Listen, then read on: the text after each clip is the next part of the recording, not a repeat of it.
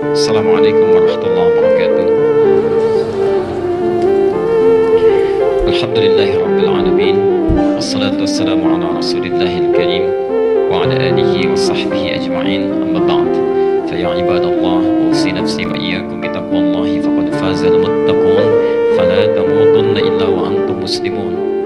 Faqala ta'ala mudhakkiran bidzalika يا أيها الذين آمنوا اتقوا الله حق تقاته ولا تموتن إلا وأنتم مسلمون وقال يا أيها الناس اتقوا ربكم الذي خلقكم من نفس واحدة وخلق منها زوجها وبث منهما رجالا كثيرا ونساء واتقوا الله الذي تساءلون به والأرحام إن الله كان عليكم رقيبا. Bapak dan Ibu sekalian, saudara-saudariku rahimani wa rahimakumullah, semoga Allah senantiasa mencurahkan rahmatnya kepada kita semua, menyayangi kita dan memberikan taufik kepada kita, membimbing aktivitas kita sehingga dapat memperbaiki amalan di sisa usia hidup kita ini untuk lebih berkualitas dan nampak baik sebelum kita kembali kepada Allah Subhanahu wa taala. Hadirin, seperti pernah saya sampaikan dalam berbagai pertemuan bahwa Nabi SAW memberikan ciri-ciri, sekali lagi, Nabi SAW memberikan ciri-ciri bagi seorang yang dikatakan baik menurut pandangan agama. Ya. Jadi orang baik itu ada petunjuknya dari Nabi. Ya. Barangkali menurut kita hari ini saya sudah menjadi orang baik. Ya. Menurut kita sudah dipandang baik oleh tetangga. Tapi barangkali menurut Quran, menurut Sunnah, kita belum baik.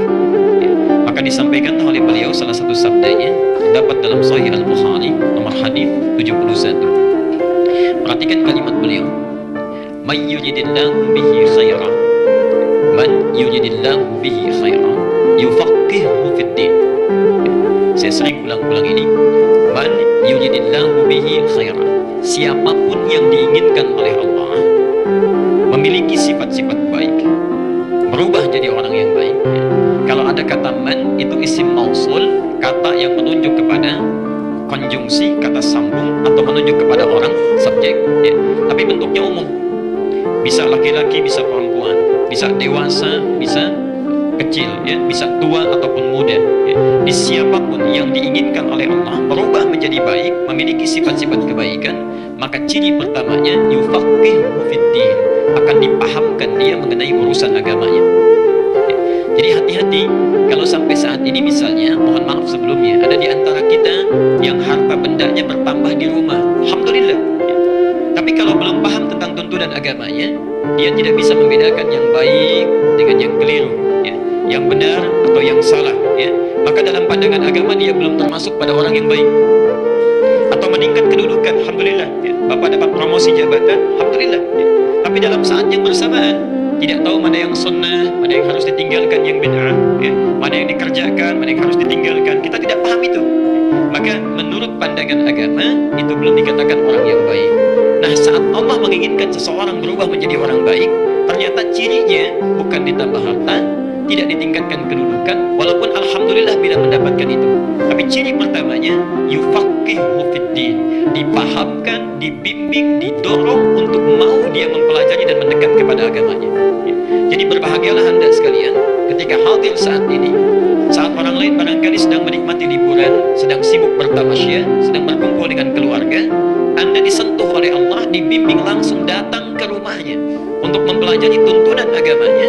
Itu tanda kebaikan, artinya sampai hari ini Allah menginginkan siapapun yang hadir saat ini untuk berubah menjadi orang yang baik dalam pandangan Allah.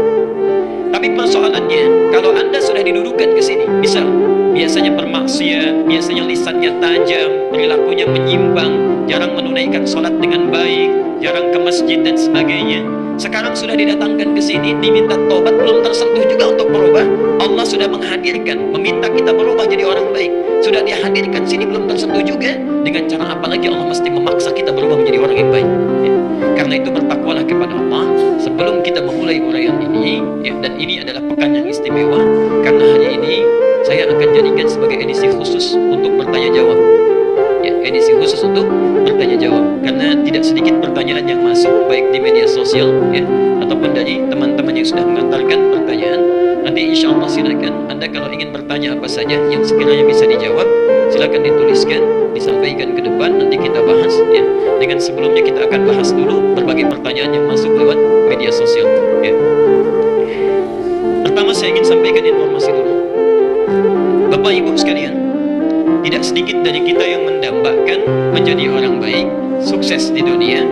kemudian bisa mendapatkan surga di akhirat, insya Allah.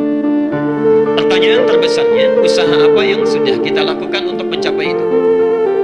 Saya akan berikan ilustrasi perbandingan. Tidak kita bandingkan dengan zaman Nabi SAW, dengan para sahabatnya yang tidak bisa dilukiskan, dengan para tabi'in. Kita lukiskan dengan masa kita sekarang saja. Masya Allah, Alhamdulillah, beberapa pekan yang lalu atau beberapa hari yang lalu, saya berkesempatan untuk berdakwah di Kalimantan. Salah satunya di wilayah timur, Muara Wahab, di daerah Kutai, Kutai Timur, Masya Allah. Ada satu kesempatan kami berdakwah di lingkungan orang-orang komunitas Dayak. Bukan Dayak tapi Dayak, Hulu, artinya hulu sungai, yang tinggalnya di sekitaran sungai. Masya Allah, Bapak Ibu sekalian, dari 30% yang muslim itu, karena 60% agama lain, 10% masih kepercayaan animisme, dinamisme, 30% orang Islam. 130 orang Alhamdulillah baru masuk Islam.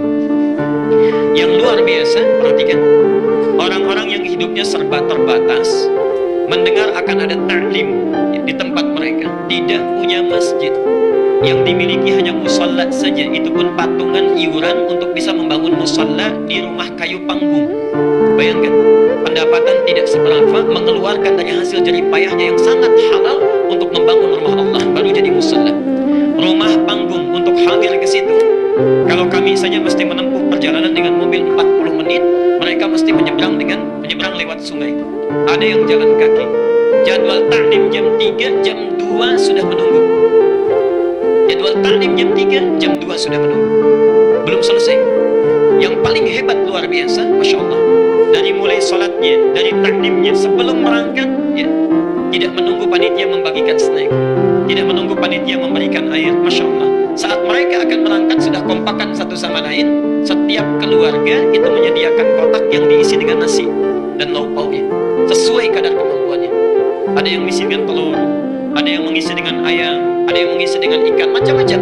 Ketika sampai di situ ada yang kelelahan, lapar, mereka makan dengan sesamanya. Masya Allah, Anda bayangkan, dalam keadaan tidak punya masjid, hanya musalla saja, terbuat dari kayu panggung, datang 1 jam sebelum taklim sudah hadir di dalamnya, menunaikan salat dengan baik, mau taklim bawa bekal sendiri, Masya Allah, dan hadir dengan penampilan yang sangat luar biasa, dan musallanya dibangun dari sebagian uang halal yang mereka dapatkan dari keringat mereka. Yuk kita bandingkan dengan kita yang sering kali mengatakan saya ingin ikut sunnah Nabi, yang merasa salatnya sudah mulai cukup banyak, bacaan Qurannya sudah mulai cukup banyak, Masya Allah. Ayo perhatikan, satu, mari kita lihat, kalau orang yang rumahnya kayu saja, bentuk musalla saking semangatnya luar biasa. Anda yang sudah dibangunkan masjidnya luar biasa baiknya, fasilitasnya lengkap, keadaannya menenteramkan, yang kalau di luar panas di dalam bisa sejuk, yang kalau di luar dingin di sini bisa berteduh, Masya Allah, segalanya ada. Bahkan datang pun masih ada air minumnya juga. Kalau dengan semua fasilitas itu Anda belum tersentuh untuk belajar, dengan cara apa lagi mesti difasilitasi?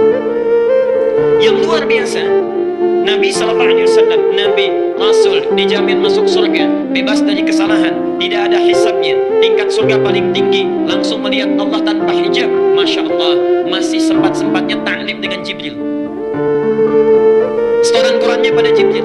Bahkan di akhir hidupnya 2 kali membacakan Quran kepada Jibril alaihissalam. Saya, antum, kita semua bukan Nabi, bukan Rasul, hisab menegangkan, amalan merantakan, surga belum jelas. Kalau dengan semua fasilitas yang ada belum juga mau ikut ta'lim, belum mau belajar, Masya Allah, setinggi apa derajat kita di sisi Allah Subhanahu wa Ta'ala. Mereka datang tanpa pernah merasa putus asa, datang dengan semangatnya walaupun rumahnya panggung, tempatnya cuma musalla. Masya Allah, snacknya bawa sendiri. Kita kadang-kadang sudah disediakan segala fasilitasnya, belum tersentuh untuk belajar. Maka kalau Anda selama ini mengatakan, ya Allah, saya ingin punya cita-cita masuk surga, Masya Allah, hisabnya ringan, berjumpa dengan Rasulullah, jangan dulu membandingkan dengan sahabat, bandingkan dengan saudara-saudara kita dulu yang di pedalaman, yang mendekatnya kepada Allah luar biasa. Karena itu bertakwalah kepada Allah. Mari kita mulai materi kita, teduhkan hati kita. Yang datang ke sini penuh dengan maksiat, segera bertobat. Yang pernah punya salah kepada Allah, segera bertobat. Bermaksiat pada orang tuanya, mohon maaf. Yang ada persoalan di keluarganya, menyimpang dari hukum Allah, segera tobat. Datang ke sini, kita punya dosa, keluar dari rumah Allah ini, insya Allah telah berubah dalam kebaikan dalam pandangan Allah Subhanahu wa Ta'ala. Segera perbaiki diri, jangan pernah kita merasa putus asa dalam ibadah sebelum kita dipanggil oleh Allah Subhanahu wa Ta'ala. Mudah-mudahan semuanya sudah diterima dalam keadaan baik. Ibu sekalian, hari ini kita akan bahas edisi yang khusus ya, adalah seputar diskusi istifta atau membahas persoalan-persoalan yang muncul yang sekiranya ditanyakan atau muncul di masa-masa kini untuk kita berikan solusi dalam pandangan agama kita ya. Kalau sudah ada yang mau ditanyakan, silakan nanti dituliskan kemudian dimajukan ke depan ya. Sementara saya akan bahas dulu pertanyaan-pertanyaan yang muncul lewat media sosial ya. Ini saya rangkum, ada yang masuk lewat YouTube, ada yang masuk juga lewat Facebook, lewat BBM dan sebagainya. Materi yang disampaikan dan dirangkum via YouTube ini saya tidak mengelola adminnya, jadi saya tidak menjawab langsung di media itu ya. Tapi saya menyimak, melihat, dan pertanyaan-pertanyaan dimaksud nanti saya akan keluarkan. Kita ambil beberapa sesi nanti untuk membahasnya ya. Kita jawab dulu pertanyaan yang pertama dari saudara kita Abu Faisal dan Kesya ya. Ini dari Bandung, menanyakan bismillahirrahmanirrahim. Salam, bagaimana hukumnya? Maksudnya assalamualaikum ya. Kalau bisa assalamualaikum, sampaikan assalamualaikum warahmatullahi wabarakatuh ya. Daripada anda singkat-singkat, memang ada singkatannya, ada assalamualaikum warahmatullahi wabarakatuh, bisa disingkat dengan salam, itu bahasa Quran ya. Quran surah 51 ayat 24. Hal ataka hadithu dhaifi Ibrahim al-mukramin idh dakhalu alaihi faqalu salama qala salam ya. Pernahkah anda dengar kisah tentang tamu-tamu yang datang ke rumah Nabi Ibrahim itu? Ketika mereka mulai datang kemudian menyampaikan salam ya, maksud mengucapkan salam, salama, salam, dijawab oleh Nabi Ibrahim salam. Tapi umatnya Rasulullah diberikan kemuliaan, ditambah kalimatnya untuk menambah pahala, assalamualaikum warahmatullahi wabarakatuh. Selama ada yang banyak, pahalanya pilih yang banyak ya, daripada yang sedikit. Assalamualaikum warahmatullahi wabarakatuh. Assalamualaikum warahmatullahi wabarakatuh. Bagaimana hukumnya membaca Al-Quran yang sedang ramai dibicarakan, yang dimaksudkan dalam langgam Jawa ya. Sedangkan sikap mayoritas yang dasarnya tidak suka atau menolak, baik benar atau salah, sepertinya perlu mendapatkan perhatian dari ulama kita. Mohon diberikan bimbingan dan arahan dengan hujah yang dapat dipertanggungjawabkan ya. Sekolah khair, Allah jazakum khair insyaallah. Baik Bapak Ibu sekalian, barangkali pertanyaan pertama ini juga mewakili ya, sebagian dari pertanyaan-pertanyaan yang mungkin akan disampaikan atau ditanyakan di berbagai tempat. Mari kita bedakan dulu dua hal yang terpisah ya. Karena pernyataan juga ada pernyataan di kalangan pejabat yang menyampaikan satu pendapat ya, bahwa qiraat dan langgam itu ya, merupakan hal yang sifatnya ada tuntunan dalam agama dan memiliki nilai kreativitas ya. Qiraat dan langgam, saya ingin garis bawahi dulu, kita mesti bedakan ada yang dimaksud dengan qiraat dan apa yang dimaksud dengan langgam ya. Jadi ada qiraat, ada langgam ya. Ada qiraat, ada langgam.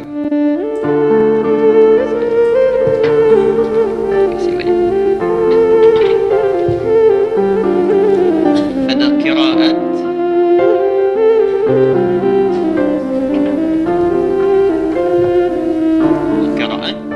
ada naghmah dalam bahasa Arab ya, langgam, naghmah atau nagham dalam bahasa orang kita, nagham atau naghmah, lagu, irama.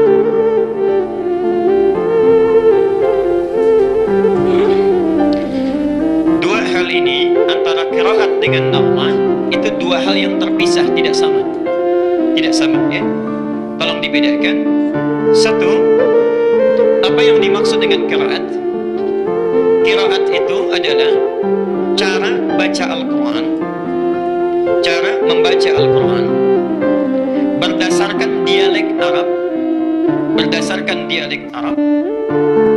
yang telah ditetapkan oleh Rasulullah SAW. Cara baca Al-Quran berdasarkan dialek Arab ya, yang telah ditetapkan oleh Rasulullah SAW.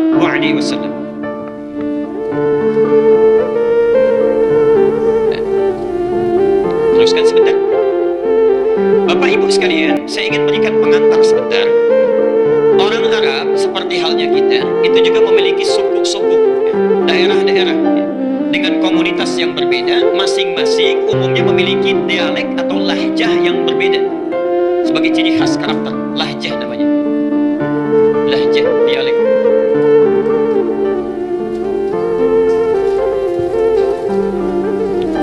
Misal, ya, tidak hanya satu lahjah, tidak hanya satu dialek. Ya.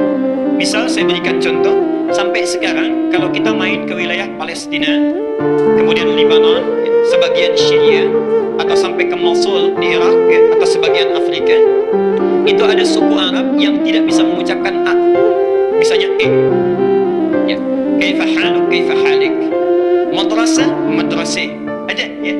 Dari zaman Nabi bahkan zaman jahiliyah ada yang begitu, tidak bisa mengucapkan A, bisanya E. Jadi kalau disebutkan A, E saja, ya.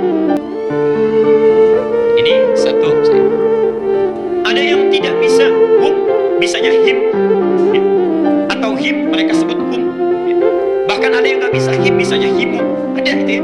Jadi kalau disebutkan him, adaihim, mereka adaihimu, ya. Ada yang satu suku nggak bisa adaihim, nggak bisa adaihimu, bisanya adaihum. Jadi kalau bilang adaihim pasti adaihum, ya. Bisa. Ada yang tidak bisa menyebutkan sin, bisanya sod, ya. Jadi kalau misalnya maaf disebutkan sin, sirat, mereka baca dengan sod, sirat, ya. Bahkan ada yang tidak bisa sin, tidak bisa sod, bisanya pakai zai, ya. Dia baca dengan zai, sirat, ya. Insyaallah. Jadi macam-macam sukunya. Dari sekian banyak dialek ini, secara umum dialek orang Arab itu terbagi pada 7 dialek. Secara umum. Dipetakan ini, dihimpun ini sejak masa Nabi, karena itulah kemudian Quran diturunkan dengan 7 dialek ini. 7 cara baca, ya. 7 cara baca. Karena itu kita kenal sampai sekarang istilah qiraah sab'ah. Ya. 7 cara baca Quran, qiraah sab'ah. Ada 7 rawinya, ya. 7 pembaca Qurannya. Kemudian setiap rawi memiliki 2 qari, ya, 2 orang pembacanya. Nah, jangan dikira baca Quran itu satu model, tidak, ya. Cara baca Quran itu nanti ada 7 berdasarkan 7 dialeknya, cara bacanya, ya. Misal kita baca wadduha pakai A. Wadduha wal laili idza saja ma wadda'aka rabbuka wa ma qala. Itu qiraat Hafs. Yang baca Hafs dari Asim, satu jenis model qiraat, ya. Kalau kita mau baca misalnya dengan suku yang gak bisa A, bisanya pakai E, maka turun riwayat yang kedua, disampaikan oleh Hamzah, punya 2 murid namanya Khalaf dan Khalad. Atau bahkan nanti muridnya Imam Nafi' namanya Warsh, dia baca pakai E.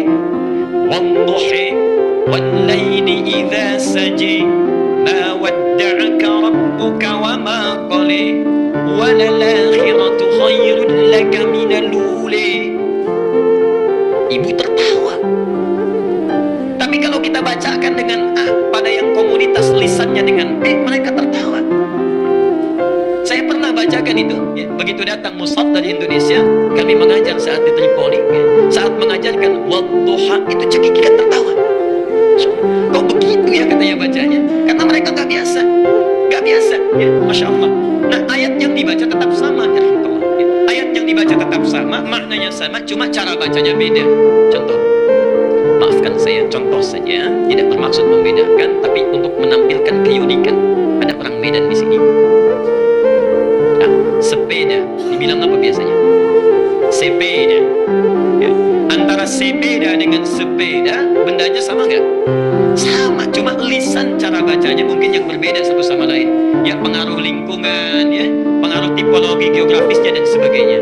Ada di antara mereka, tadi saya sampaikan, nggak bisa baca sin, bilang sin nggak bisa, bisanya pakai sod, ya. Karena itu baca ihdinas siratal mustaqim itu bahkan ada 3 cara. Pakai sod, riwayat Hafs, ihdinas siratal mustaqim, ya. Ada bisa pakai sin, riwayat Qalun, ihdinas siratal mustaqim. Bahkan ada yang tidak bisa pakai sin, tidak bisa pakai sod, pakai zai misalnya. Ada riwayat Qunbul, muridnya Ibnu Katsir, ihdinas siratal mustaqim, pakai zai, ya. Jadi ada cara bacanya, semuanya sama cara bacanya, ya. Jadi tidak ada yang keliru, diturunkan berdasarkan dialek orang Arab sehingga memudahkan untuk membacanya. Kita yang di sini pakai riwayat Hafs, ya. Yang ihdinas siratal pakai sad, ya. Kemudian pakai alaihim, di Libya sana, termasuk Tunisia, itu pakai riwayat kolun, ya. Yang kalau him menjadi himu, kadang-kadang menjadi hum, ya. Kemudian sodnya menjadi sin. Jelas sampai di sini. Ibnu Katsir yang punya tafsir Ibnu Katsir itu bacanya pakai riwayatnya lain, sinnya pakai zaid. Ihdinas siratal mustaqim, pakai zaid. Insyaallah, ya. Jadi yang dimaksud dengan qiraat adalah cara baca Al-Quran berdasarkan dialek Arab ini yang telah ditetapkan oleh Nabi, karena ada dialek tertentu yang tidak bisa digunakan untuk baca Quran. Jelas sampai sini?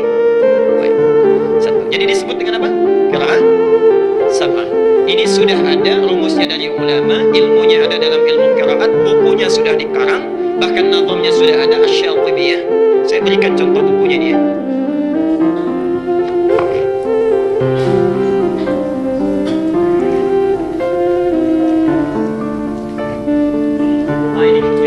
Ini contoh bukunya yang qiraah sab'ah dari Al-Fatihah sampai dengan An-Nas, ya. Bagaimana cara bacanya? Nanti ada yang sama, ada yang beda cara bacanya. Misal Bismillah sampai Ar-Rahmanir-Rahim itu sama. Malik Yaumiddin bisa dibaca dengan dua cara. Panjang Maliki yang kita baca, bisa pendek riwayat kolun Maliki Yaumiddin. Boleh, ya. Ilmunya di sini. Kalau yang nggak bisa bahasa Arab, ada bahasa Indonesianya. Sudah diterjemahkan Nazam Syatibiyah karangan Muhsin Ali. Itu dua jilid pengajar di PT IKI, warnanya hijau. Jilid pertama ada 378 halaman, jilid kedua 314 halaman, dua jilid warna hijau, ya. Jadi kalau mau belajar ilmu qiraat silakan. Ini yang dasar. Kalau nanti sudah mahir ini tambah 3 yang masyhur. Yang 7 ini boleh dipakai dalam sholat, boleh, ya. Tapi dipakai sesuai dengan keumuman lahjahnya. Kalau di Indonesia umumnya pakai hafaz, maka jangan coba-coba pakai yang lain. Bisa rame nanti, ya, bisa rame. Saya ngimamin misalnya, kemudian pakai riwayat Warsh.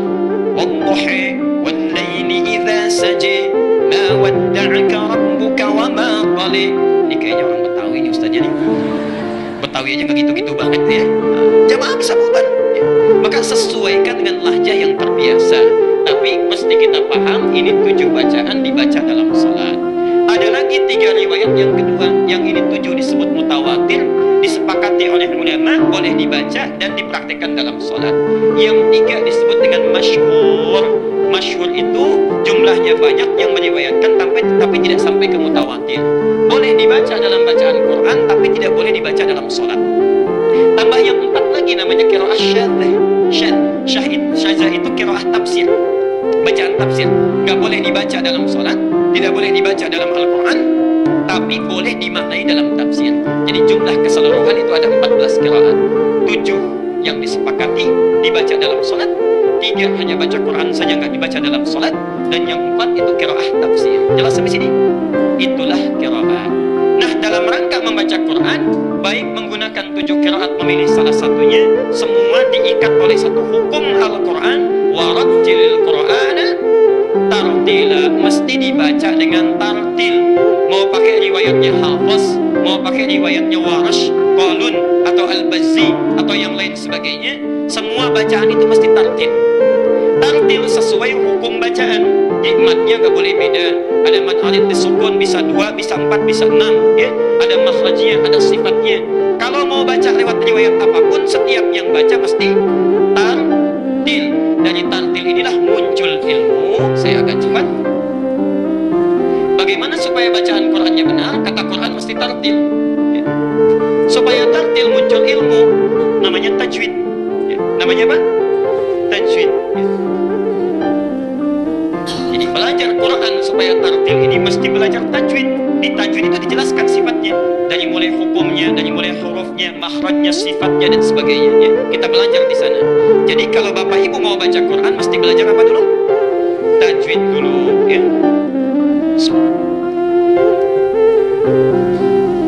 Saya teruskan.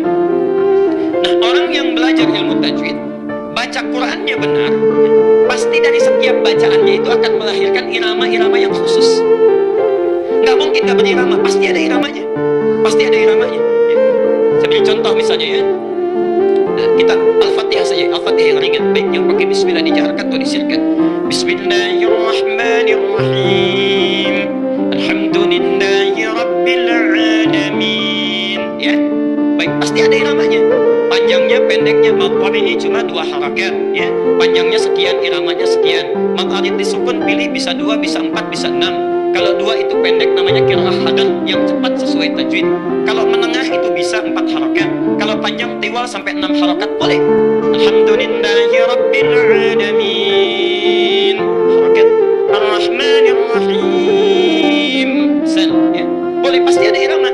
Setiap yang baca Quran sesuai dengan tajwid akan melahirkan irama yang bermacam-macam sesuai dengan hukumnya. Yang paling luar biasa, perhatikan sini. Irama yang muncul saat baca qiraat ini, subhanallah, adalah irama yang sangat khusus yang memiliki karakter sesuai dengan pembacanya dan sesuai dengan latar belakangnya. Ini yang paling luar biasa. Jadi Anda akan menemukan satu-satunya bacaan yang dibaca dengan irama yang khusus walaupun satu daerah itu cuma Quran. Cuma Quran. Contoh, orang Jawa dengan orang Palembang dengan orang Sunda lain kan kalau baca Quran? Baca Qurannya akan lain. Gak usah pakai lagu, akan muncul lagu dengan sendirinya. Kalau panjang pendeknya betul akan keluar. Orang tua dulu dengan yang sekarang itu akan lain. Orang Cina baca Quran dengan orang Jepang akan lain. Akan lain nadanya, tapi tajwidnya semua sama. Jangankan mereka, sama-sama orang Arab saja, lagunya bisa beda. Iramanya bisa lain. Alhamdulillahi rabbil alamin. Alhamdulillahi rabbil alamin. Sudah lain lagi. Antara Syekh Sudais dengan Mishair Rasid sudah lain. Al-Ghamidi lain lagi. Ya, Masya Allah. Itu semua orang Arab semuanya. Dan tidak ada masalah. Tidak ada masalah. Nah, yang demikian itu disebut dengan naghmah yang muncul lewat bacaan qiraat sesuai tajwid. Jadi bacaan tajwid yang baik saat membaca Quran akan melahirkan naghmah tersendiri. Jelas sampai sini?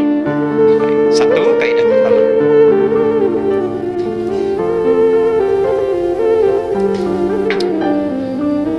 Kaidah kedua, kita teruskan dulu. Bapak Ibu sekalian, kalau kita sudah mengerti dasarnya bahwa membaca Quran itu tidak ada lagu yang khusus, yang penting sesuai tajwid. Kalau baca sesuai tajwid akan melahirkan irama yang menunjukkan ciri khas pembacanya, ya. Imam Masjid Al-Ihsan dengan Al-Azhar pasti lain. Ketahuan kalau imam ini pasti Masjid Al-Azhar, ini pasti imam dari Al-Ihsan, langsung. Karena itulah dari sejak zaman Rasulullah sampai dengan zaman kini, para ulama membuat aturan, ya. Tidak diperkenankan membaca Al-Quran itu dengan irama-irama yang sifatnya dikhususkan untuk hal di luar Quran. Misal, ada irama syair. Zaman Nabi dulu, ya, bukan zaman sekarang. Zaman Nabi dulu. Dari zaman Nabi, itu selain Quran yang turun dari Allah sebagai bimbingan, ya, ada juga di kalangan masyarakat Arab yang terbiasa bernyanyi. Mereka menggunakan syair. Quran bukan lirik, Quran bukan lagu, bukan untuk dinyanyikan, tapi dibaca dan dipahami. Dan turunnya Quran sekaligus untuk menepis syair. Ya. Yuk kita lihat. Sebelum masa Islam datang, zaman jahiliyah syair sudah ada. Syaratnya syair itu memenuhi 16 rumus. Ada 16 rumus. Dikenal dengan bahr namanya, bahrun. Setiap rumusnya. Ada yang disebut dengan bahr tawil. Tawilun lahu dunal bukhuri fadailu, fa'ulun mafa'ilu. Ya. Ada rajaz, mustaf'ilun. Ada ramal, fa'ilatun. Dari rumus-rumus sampai ke 16 ini, di situ mereka membuat syair-syair dan ada lagunya, ada iramanya, ya. Ada naghmahnya, ada musiknya, ya. Jangan dikira syair itu tidak ada lagunya, syair itu ada lagunya, ya. Contoh, saya berikan 2 contoh saja misalnya. Rajaz yang mustaf'ilun. Kita berikan contoh singkat. Al-Asma'i punya qasidah namanya Sautus Safiril Bulbuli. Ini hebatnya orang Arab. Lihat benda saja itu bisa membuat syair. Sautus Safiril Bulbuli hayyaja qalbi thamiri al-ma'u wazrahu ma'a zahri lahdhul muqali fa anta ya sayyidani wa sayyidi wa mawlani fakam tayammuni uzayyirun ubayqali qataftuhu min wajnatin min fi'li hadha ar-rajuli faqala la faqad ghada muharwili wal walad wali ya waylani faqultu la wali fabayyinu lu'ali qalat law hina kadha in harwadul muqali kahatan kakaila li tattabi tabuli. Itu ya silakan.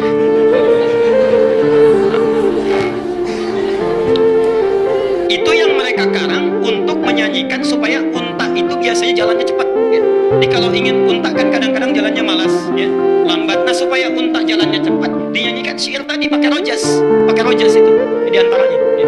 Misal kalau ingin mengangkat orang, ya, kemudian menyanjung-nyanjung itu pakai ramal. Ya.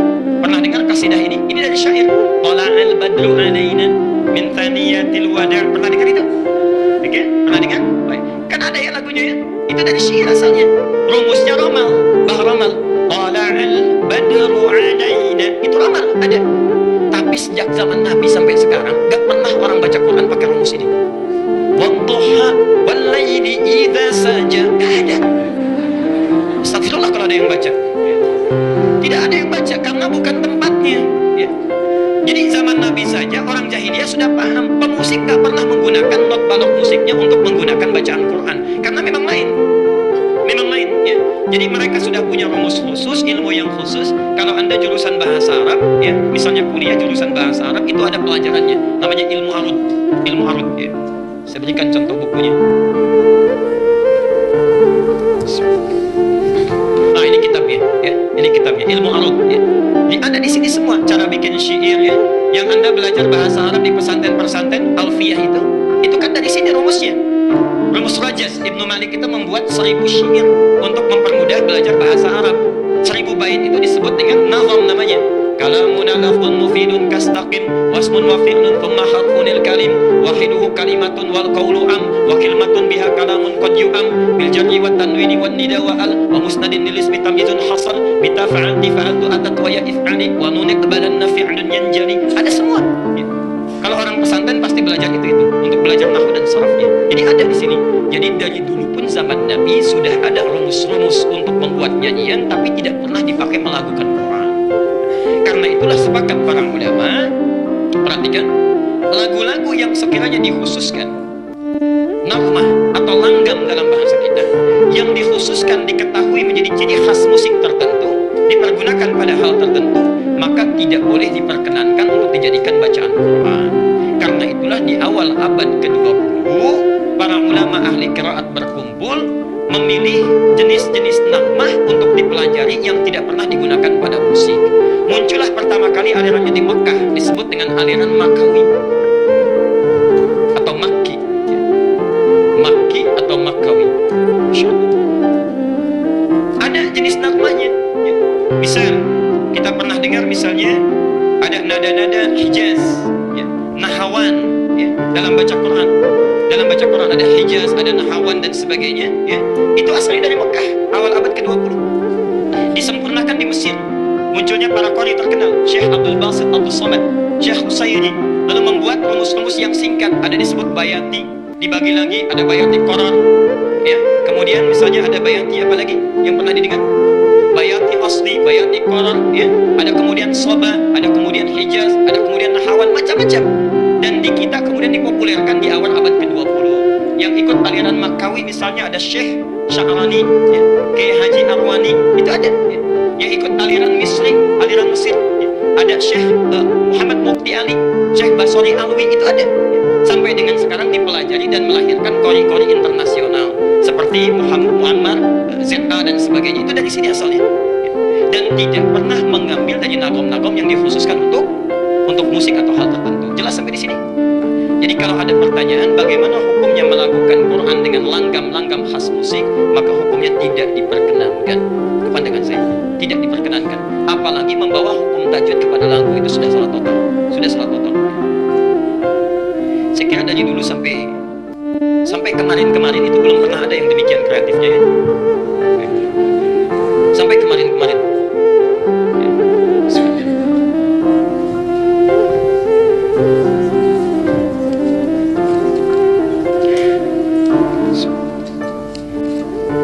Jadi dari sini kesimpulannya tidak perlu lagi membacakan Quran dengan nada-nada tertentu, cukup kita baca sesuai tajwid akan melahirkan nada tersendiri. Jelas sampai sini?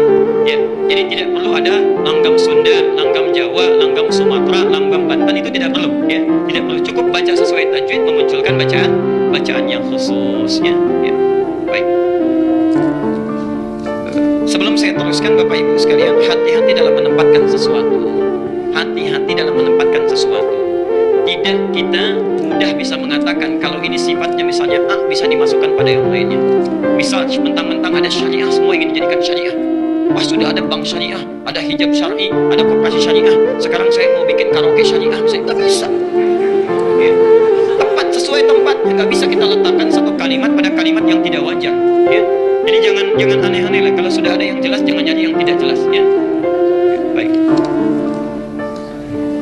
Kita bacakan satu dari situ, Ustaz. Silakan. Nanti kita sambungkan.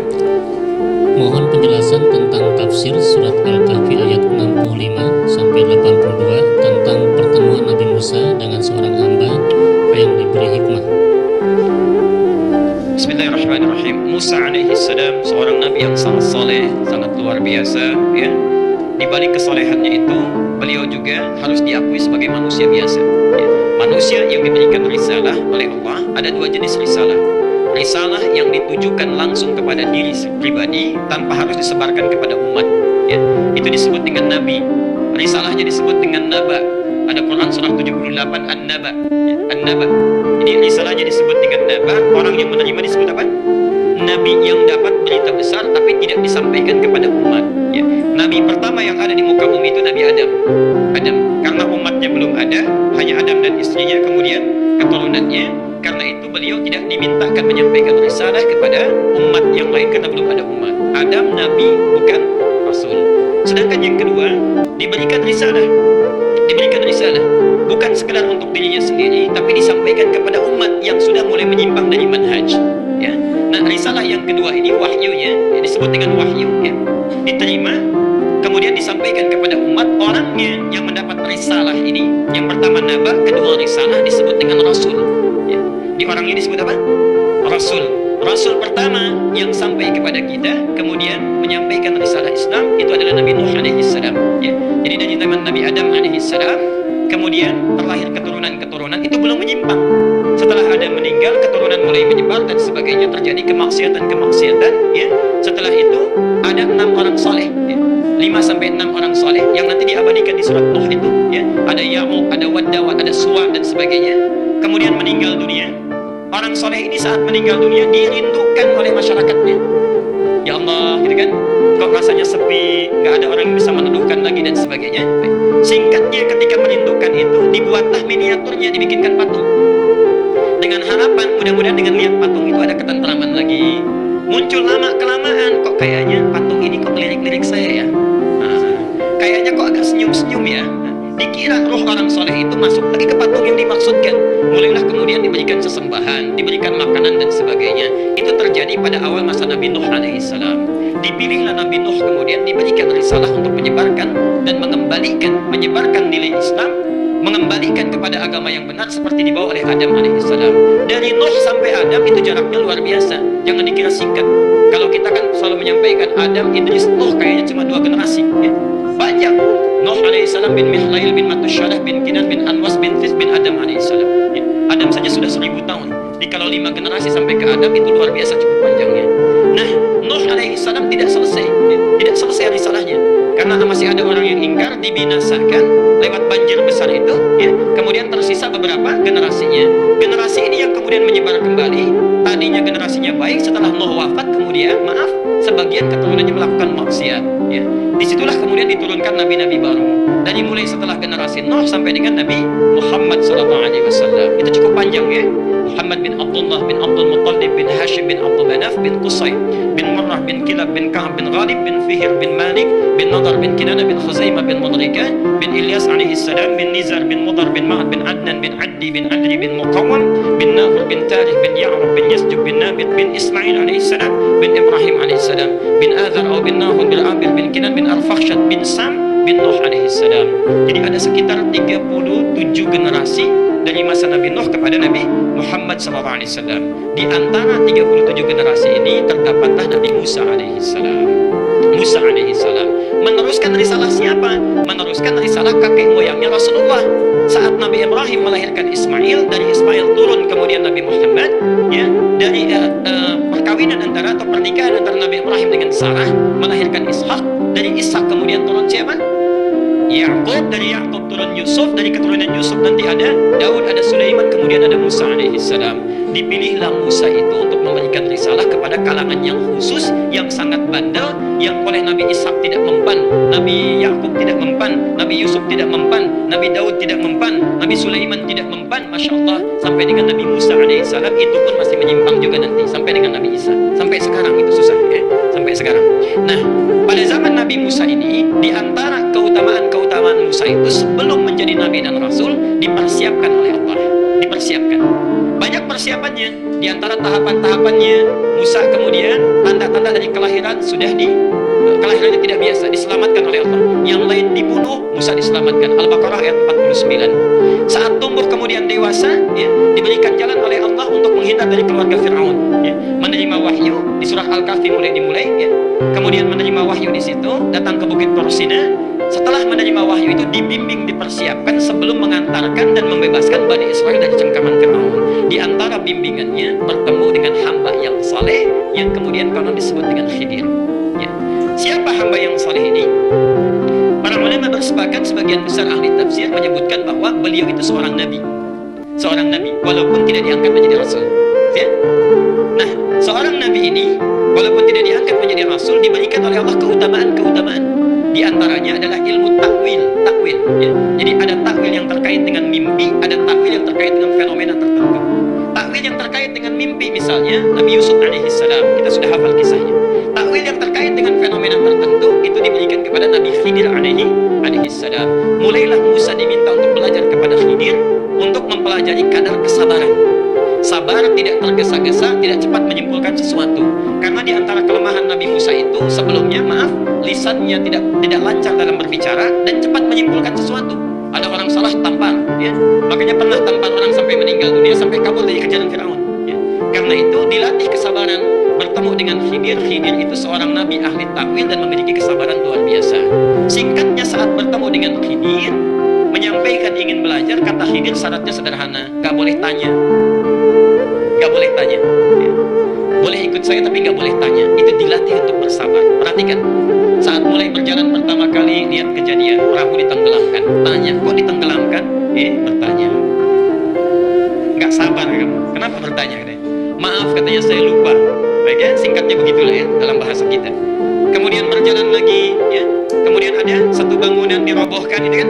Singkat saja dirobohkan, tanya lagi, kok begitu? Gitu kan? Masya Allah. Tanya lagi, gitu kan. Nah, singkatnya, maaf, saya keliru. Kalau saya bertanya lagi, saya akan berpisah dengan Anda, kata Musa alaihissalam. Singkatnya bagian yang terakhir, ya, bertemulah dengan seorang anak, tiba-tiba tanpa bicara apapun Khidir mewafatkan itu. Ya, Khidir mewafatkan, bukan membunuh tapi mewafatkan dengan izin Allah Subhanahu wa taala. Ketika diwafatkan, kaget Musa luar biasa, langsung mengeluarkan statement, gak bisa ditahan. Ya. Bagaimana Anda bisa melakukan ini, katanya? Ini zalim. Disampaikan oleh Nabi Khidir alaihissalam, apa saya katakan? Dari tadi di awal saya sampaikan, kamu gak bisa sabar bersama saya. Ya. Baru kemudian Nabi Khidir menyampaikan, semua perjalanan kita itu telah ditetapkan oleh Allah, takwilnya disampaikan karena ini berupa perintah. Diterangkanlah masing-masing kisahnya. Ya. Singkatnya, sampai kepada anak yang saleh itu kenapa diwafatkan? Karena Allah memerintahkan Nabi Khidir untuk mewafatkan karena orang tuanya yang sangat saleh seringkali berdoa memohon kepada Allah untuk menjaga anak-anaknya dan membimbing mereka supaya menjadi anak yang saleh. Diwafatkan anak ini karena takdirnya nanti dia akan berubah menjadi anak yang buruk, terpengaruh oleh lingkungan dan sebagainya, berubah menjadi anak yang buruk. Ajalnya tiba pada saat itu, diwafatkan oleh Allah, kemudian dalam keadaan baik dan akan diganti dengan anak yang saleh lagi karena kedua orang tuanya meminta anak yang dilahirkan dalam keadaan yang saleh. Masya Allah. Setelah diterangkan semuanya itu, kemudian Musa mulai tersadar. Disitulah kemudian hikmah. Nah, ini dimaksudkan. Hikmah yang disebutkan dalam pelajaran Khidir alaihissalam didapatkan oleh Musa. Jadi inti perjalanannya, tafsirnya adalah dalam melakukan dan menyikapi sesuatu itu mesti bersabar. Amati dulu, jangan cepat menyimpulkan. Kalau Nabi saja, Rasul saja diminta bersabar, diminta melihat, mengamati sesuatu itu segalanya dengan detil, jangan cepat memberikan kesimpulan, latah dalam menjawab, apalagi kita yang bukan Nabi, bukan Rasul. Ini pelajaran khususnya bagi para ustaz, para ulama. Jangan mudah memberikan fatwa, ditanya A dijawab A, tanya 1 dijawab 10, macam-macam. Masya Allah, ya. Mesti takut kepada Allah, takut. hati-hati dalam memberikan fatwa, bersabar dalam memberikan hukum. Ya. Dari pelajaran inilah kemudian didapatkan oleh Musa, lalu mulailah datang dengan Nabi Harun alaihissalam, mulai untuk membawa Fir'aun kembali kepada ajaran Islam. Sudah punya modal kekuatan, punya modal kesabaran. Jadi nanti kalau Fir'aun caci maki, nggak dibalas dengan caci maki. Kalau Fir'aun marah-marah, tidak dibalas dengan marah-marah, karena bekal sabarnya sudah ada sebelumnya. Itu kira-kira tafsir cepatnya. Nah, rahasia satu yang jarang orang baca. Ada satu rahasia yang sangat besar yang harus Bapak Ibu garis bawahi. Kenapa anak tadi diwafatkan? Saya sampaikan karena orang tuanya sering kali berdoa. Nah, Bapak Ibu sekalian, di dalam Quran itu ada banyak ayat yang menerangkan doa orang tua sangat berpengaruh kepada anak. Sangat berpengaruh kepada anak. Saya berikan 3 contoh misal, dengan cepat saja. 1. Quran surah ke-7 Al-A'raf ayat 189. Quran surah 7 ayat 189.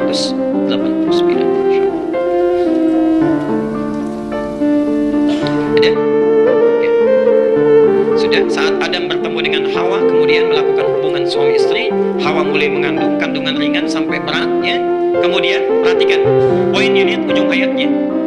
Saat menjelang masa persalinan itu, saat menjelang masa persalinan, da'allaha, suami istri itu kemudian berdoa. Adam dan Hawa kemudian berdoa, la in ataitana salihah lanakunanna minasyakirin. Ya. Suami istri berdoa sebelum dilahirkan.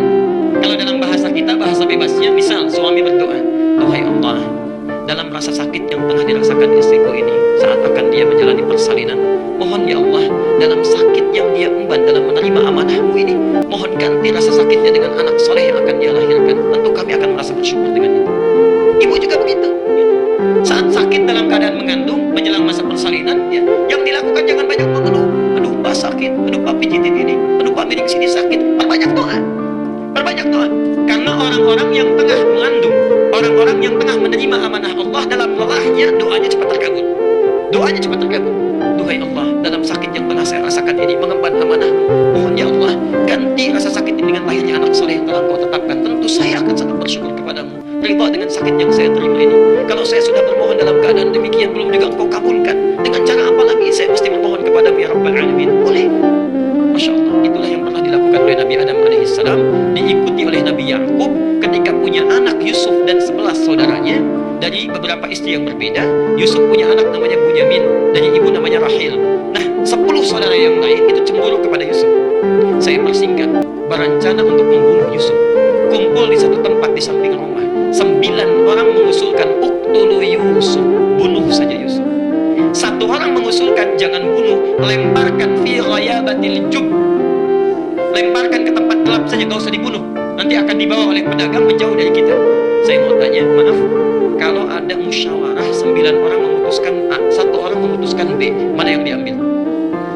9. Dan syaitan kalau sudah maksiat gak akan nanggung, datangnya nodong, ya, datang ke angkot mau nodong, begitu teriak musuh, ya, nanggung, yang lainnya pun dilukai juga, syaitan gak akan nanggung.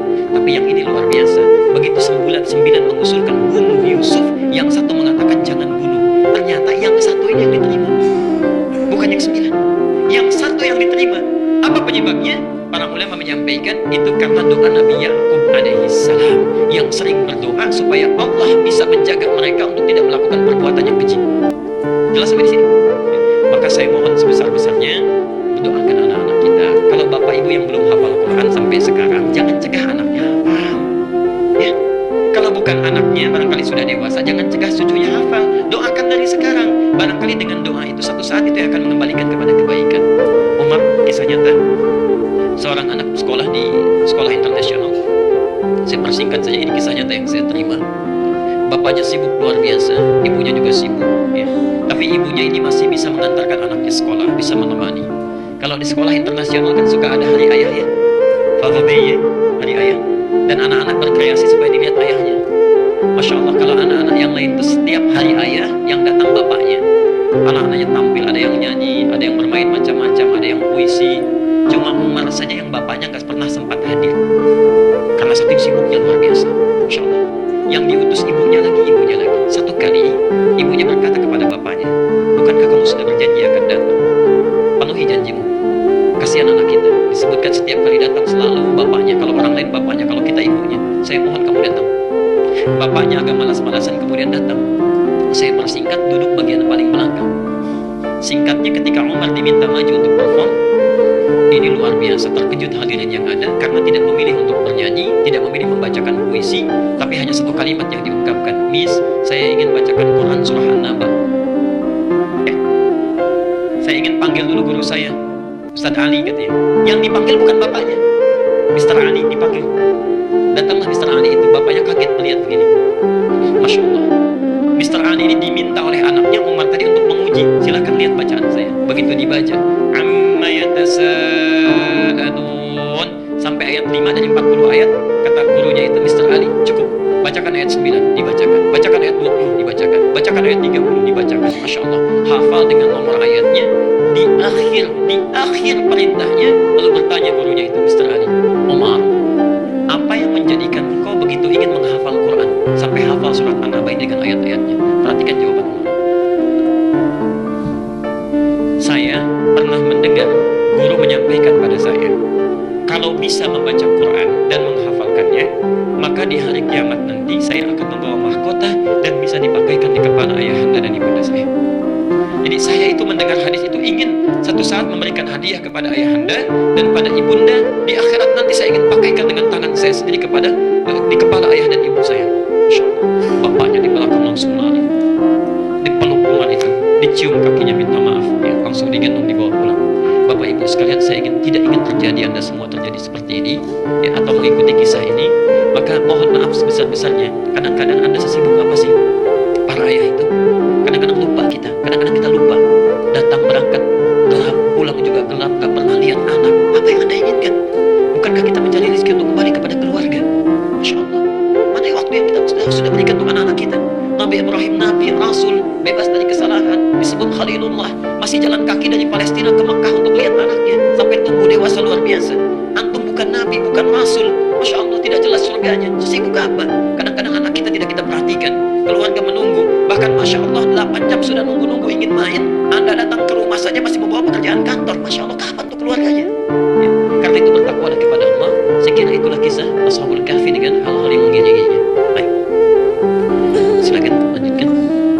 Bagaimana hukum pajak dalam Islam? Benarkah para pemungut pajak termasuk orang zalim? Apakah yang disebut pemungut pajak hanyalah pemerintah atau staf karyawan atau lainnya? Baik Bapak Ibu sekalian, jadi terkait dengan pajak ini, bedakan di fikih kita itu dalam fikih muamalah pembahasannya, ya, dalam fikih muamalah. Ada beberapa yang dibedakan. Dalam hukum Islam berlaku zakat. Dalam hukum Islam berlaku zakat bagi orang Islam, ya. Sedangkan bagi non muslim yang tinggal di wilayah Islam, ya, negaranya sudah negara Islam, hukumnya sudah berlaku, maka ada juga pungutan semisal pajak untuk memberikan keamanan, ketentraman dan nilainya kembali kepada mereka, retribusinya. Kalau hukumnya sudah berlaku hukum Islam, negaranya Islam dan semua dibentuk dalam sistem Islami, ya. Tapi kalau misalnya tinggal di negara yang bukan Islam, ya, hukum zakat tetap berlaku, diberikan otoritasnya kepada orang-orang yang berhak mengelolanya, disebut dengan al-amilina 'alaiha. Hukumnya ada di Quran surah 9 At-Taubah ayat yang ke-60. Innamas shadaqatu lil fuqara wal masakin, ya, wal amilina 'alaiha, yang mengelola zakat khusus, pengelola zakat yang sekarang dikenal dengan bazis, badan amil zakat, infak dan sedekah diantaranya. Ada juga yang tidak masuk bazis, misal di setiap DKM ada pengelola zakatnya. Jadi setiap kita akan mengeluarkan zakat wajib hukumnya, ya. Jangan tunggu jadi negara Islam dulu baru zakat dikeluarkan, tidak, ya, tidak seperti itu. Jadi zakat tetap berlaku, bagian dari nilai Islam.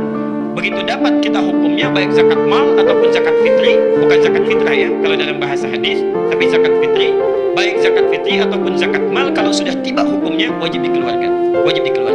Adapun pajak itu hukumnya terkait dengan fikih muamalah, diserahkan kepada otoritas setempat dengan sistem kenegaraan yang berlaku. Misal di Indonesia, di Malaysia, di Brunei dan sebagainya mungkin beda sistemnya, ya. Jadi terkait dengan pajak itu bukan hukum dalam agama kita, tapi terkait dengan ketaatan dalam tata kelola terhadap ulil amri yang mengatur kemaslahatan kita, ya. Pajak dipungut teoritisnya untuk dikembalikan kepada kemakmuran rakyat, ya. Di kita diambil misalnya dari pajak retribusi, pajak makanan, pajak macam-macam, dikembalikan kemana? Sebagiannya dibiayai untuk biaya keamanan supaya bisa menjaga keamanan kita, dibangun bangunan-bangunan, jalan-jalan dan sebagainya. Itu diantara hukumnya. Apa hukuman atau pandangan dalam agama Islam? Kalau sudah ditetapkan oleh pemerintah wajib mengikuti. Itu hukum muamalah namanya. wajib kita lakukan. Adapun masalah misalnya penyimpangan, digunakan pada hal yang tidak tepat, dikorupsi dan sebagainya, itu perkara yang terpisah dan dosanya ditanggung oleh mereka. Ya, dosanya ditanggung oleh mereka. Jelas sampai di sini saya kira. Ada lagi, satu lagi barangkali. Pada saat saya haji, dikarenakan istri saya sakit, maka saya tidak bisa meninggalkannya sendirian di penginapan untuk sholat di Masjidil Haram. Apakah saya sudah benar melaksanakan sholat karena tidak di Masjidil Haram, tapi di penginapan dengan mengkosor sholat saya, karena saya mengambil hukumnya selama musafir? Baik. Dan yang kedua, apakah asuransi takaful Indonesia seperti Indonesia dan lain itu sudah benar menurut syariat? Baik, saya jawab yang pertama dulu barangkali dengan singkat. Bapak Ibu sekalian, ingat rukun sholat itu tidak terkait dengan tempat. Misal, rukun sholat adalah sholatnya di Masjidil Haram, sholatnya di Masjid Nabawi, ya susah kita. Ya. Rukun sholat terkait dengan ibadah yang saat dilakukan, bagian dari prakteknya. Ada rukun, ada syarat. Syarat itu adalah hal terkait dengan sah tidaknya ibadah, tapi bukan termasuk dalam rangkaian ibadah itu sendiri. Misal, syarat sah sholat itu wudhu. Wudhu bukan bagian dari rangkaian sholat, ya. Nggak ada misalnya takbir kemudian wudhu dulu, nggak ada begitu kan, ya. Jadi sebelum kita sholat, wudhu dulu. Orang yang sholatnya tanpa wudhu, benar sholatnya, dari takbir sampai salam nggak ada yang salah, tapi tidak sah karena tidak wudhu. Nah, tapi dari mulai takbir sampai dengan salam, takbir, kemudian misalnya rukuk, kemudian sujud, itu disebut rukun sholat. Hal yang menentukan sahnya ibadah dan termasuk dalam rangkaian ibadah itu sendiri. Adapun di luar itu disebut dengan mutammimah, penyempurna, yang melahirkan fadilah-fadilah, keutamaan-keutamaan yang lain. Misal, ada sholat dari segi waktu, keutamaan dari segi waktu, ya. Sholat yang ditunaikan di malam hari itu lebih utama dibandingkan di siang hari, yang sunnah, ya. Dalilnya misalnya Quran surah 73 Al-Muzammil ayat ke-6. Inna nasyi'atal laili hiya asyaddu wat'an wa aqwamu qila. Bangun malam itu kalau dilakukan lebih khusyuk, lebih menyentuh dibandingkan dengan sholat di siang hari. Ada keutamaannya karena tidak banyak gangguan, tidak banyak aktivitas, sentuhannya lebih cepat karena itu syaitannya lebih kuat. Syaitannya lebih kuat, ya. Jadi ada syaitan khusus yang menggoda orang sholat, namanya dasim, namanya khanzab, ya. Jadi ada jenis-jenis setan, ada setan khusus yang menggoda orang sholat, namanya apa? Khanzab. Khanzab ini akan menggoda orang sholat dari mulai selesai adzan berhenti. Hadis Al-Bukhari nomor hadis 608. Jika adzan sudah dikumandangkan, maka setan akan lari meninggalkan anak cucu Adam. Maaf, redaksinya wa alaihi dharatun, sambil terkentut-kentut. Maksudnya saking tidak sukanya sama orang sholat, suara adzan pun kalau ada baunya gak mau cium dia, gak mau cium. Makanya orang gak pernah sholat pun, bahkan non muslim pun, kalau adzan sedang berkumandang bisa mengingatkan pada temannya Islam, sudah adzan, kamu belum sholat, karena setannya sedang pergi. Ya. Teruskan hadisnya, wa idza thubiba, kalau adzan selesai dikumandangkan, fa'ada, maka setan akan kembali menggoda orang yang akan sholat itu. Ya. Makanya jangan heran, setelah selesai adzan, orang Islam pun akan mengatakan, baru adzan, belum qomat, karena setannya balik lagi. Ya. Nah, sampai akan ditunaikan sholat itu akan digoda oleh khanzab ini, hatta la yash'ural musalli kam rak'atan yusalli, sampai tidak sadar orang yang sholat berapa rakaat sudah menunaikan sholatnya. Sampai tidak sadar orang yang sholat sudah berapa rakaat menunaikan sholatnya. Punya pengalaman ini? Ada kelihatan dari wajahnya, ya. Baik, teruskan. Nah, ini diantaranya sholat malam. Ada yang terkait dengan tempat, ya. Maaf, malam saya sarankan, karena kita sudah belajar sunnah nabawiyah, mohon sebesar-besarnya jangan tinggalkan tahajud. Sholat tahajud itu punya 4 kemuliaan yang tidak akan ditemukan di sholat apapun. Itu cuma malam, waktunya malam, ya. Satu, Allah menjamin akan mengangkat karir pekerjaannya, ditempatkan di tempat terbaik. Yang kedua, cara dia bekerja, beribadah, beraktivitas dibimbing supaya mudah. Yang ketiga, kalau ada kesulitan dibimbing supaya keluar dengan lancar. Yang keempat, kalau sedang bekerja diganggu orang, ada yang mau menyingkirkan, menyungkurkan, menyudutkan, Masya Allah, Allah langsung yang tolong tanpa perantara. Dalilnya jelas, bukan hanya hadis tapi langsung Quran. Quran surah ke-17 ayat 79 sampai 81. Al-Isra. Wa minal laili fatahajjad bihi nafilatan laka. Di antara sebagian malam silakan bangun tahajud. Hukumnya cuma sunnah, bukan wajib. Tapi kalau engkau lakukan, asa an yab'atsaka rabbuka maqaman mahmuda, ya. Allah akan angkat maqam derajatmu di tempat yang terbaik. Quran surah 17 ayat 79 sampai 81. Wa qur rabbi adkhilni mudkhala sidqin. Akan dibimbing awal pekerjaannya di tempat yang benar, terbaik. Wa akhrijni mukhrajas sidqin, dikeluarkan dengan cara terbaik kalau ada kesulitan. Waj'alni min ladunka sultanan nasira. Masya Allah, kalau diganggu orang langsung ditolong dalam kebaikan. Itu dari segi fadilah waktu.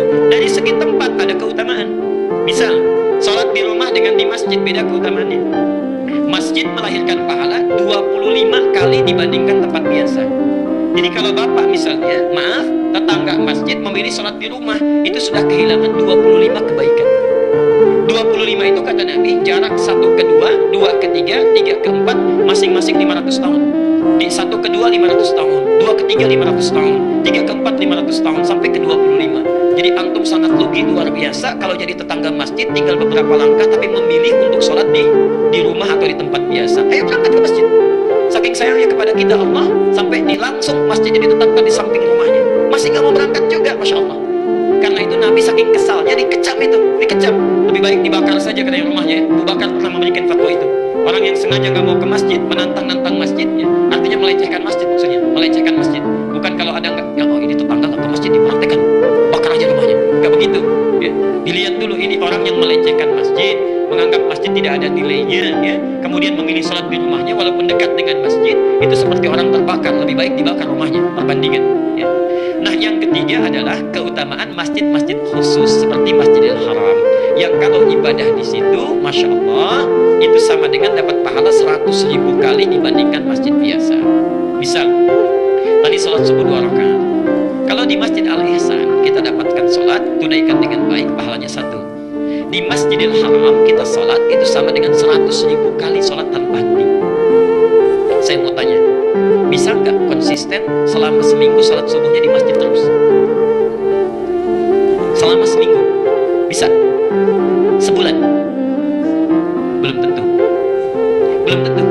Mungkin sakit, mungkin ada halangan, mungkin ada dinas macam-macam, mungkin di perjalanan, belum tentu.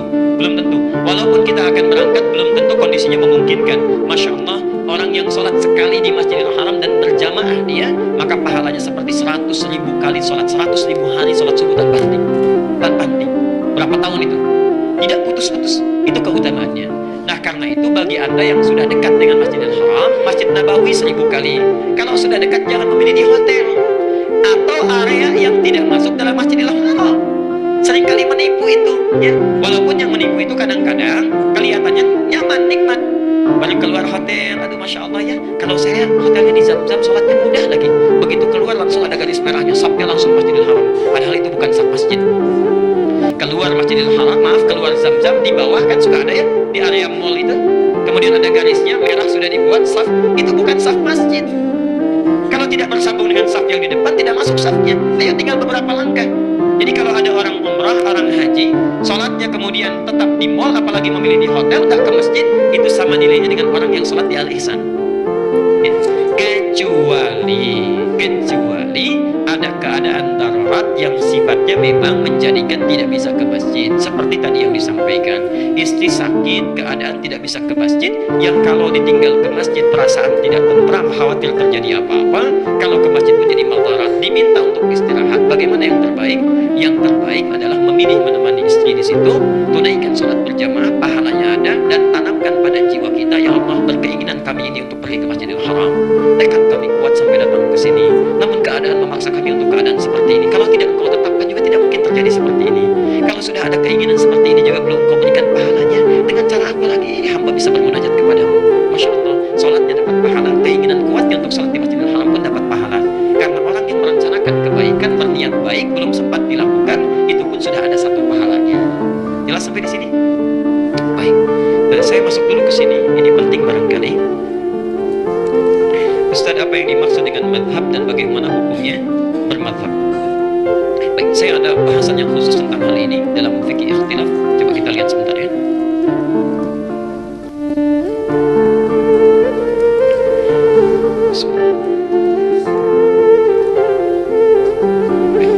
Bagi yang ingin copy nanti filenya boleh.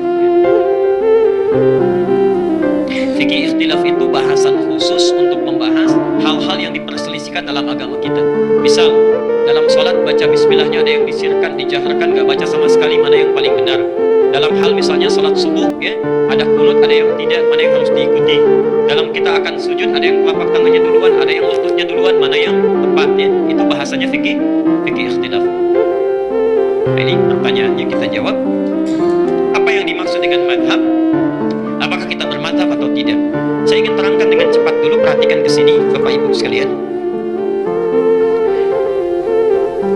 Zaman Rasulullah SAW, beliau diutus untuk menerangkan ajaran Islam. Ya. Diberikan bekal oleh Allah supaya dengan ajaran Islam itu bisa baik, kembali kepada asalnya. Diturunkan satu Al-Quran, wahyu yang langsung turun dari Allah. Yang kedua, diberikan kemampuan untuk menafsirkan dan menjelaskan kandungan Quran itu, disebut dengan hadis atau sunnah. Jelas sampai sini? Jadi tugas Nabi menyampaikan Quran, penyampaian ajaran yang disebut dengan sunnah. Karena itu setiap umatnya wajib untuk beribadah sesuai dengan Quran dan sunnah. Tidak mungkin ambil yang lain. Tidak mungkin ambil yang lain. Karena Nabi hanya ditugaskan dua hal ini, ya. Diturunkan Quran, minta disampaikan. Kemudian yang kedua, dijelaskan. Penjelasannya disebut dengan sunnah dalam semua aspek kehidupan. Dalam semua aspek kehidupan. Saya percepat. Ketika Nabi mengajarkan Al-Quran dan sunnah, yang menerima para sahabat, ya. Disebut sahabat ada beberapa syarat, umumnya 3. 1, hidup semasa dengan Nabi. Semasa dengan Nabi, sezaman. Yang kedua, melihat Nabi. Melihat Nabi. Yang ketiga, beriman pada Nabi sampai wafat, sampai meninggal. Kalau keluar dari 3 syarat ini, maka tidak disebut sebagai sahabat. Contoh, hidup semasa dengan Nabi, beriman pada Nabi, tapi tidak pernah melihat Nabi, itu tidak disebut sahabat, tidak disebut sebagai sahabat. Ya. Contohnya Uwais Al-Qarni. Ya. Uwais Al-Qarni, luar biasa, orang saleh. Ya. Sudah pernah dengar kisahnya? Di ujung saya kalau belum pernah dengarnya. Uwais Al-Qarni nggak melihat Nabi, hidup semasa dengan Nabi, beriman pada Nabi, tapi tidak pernah berjumpa dengan Nabi, maka tidak disebut sebagai sahabat. Sebaliknya, Musailamah Al-Kadzdzab, hidup semasa dengan Nabi, beriman pada Nabi, melihat Nabi, tapi setelah Nabi wafat langsung mengatakan, saya Nabi baru mendapatkan risalah. Saya ingin berikan pesan yang sangat kuat.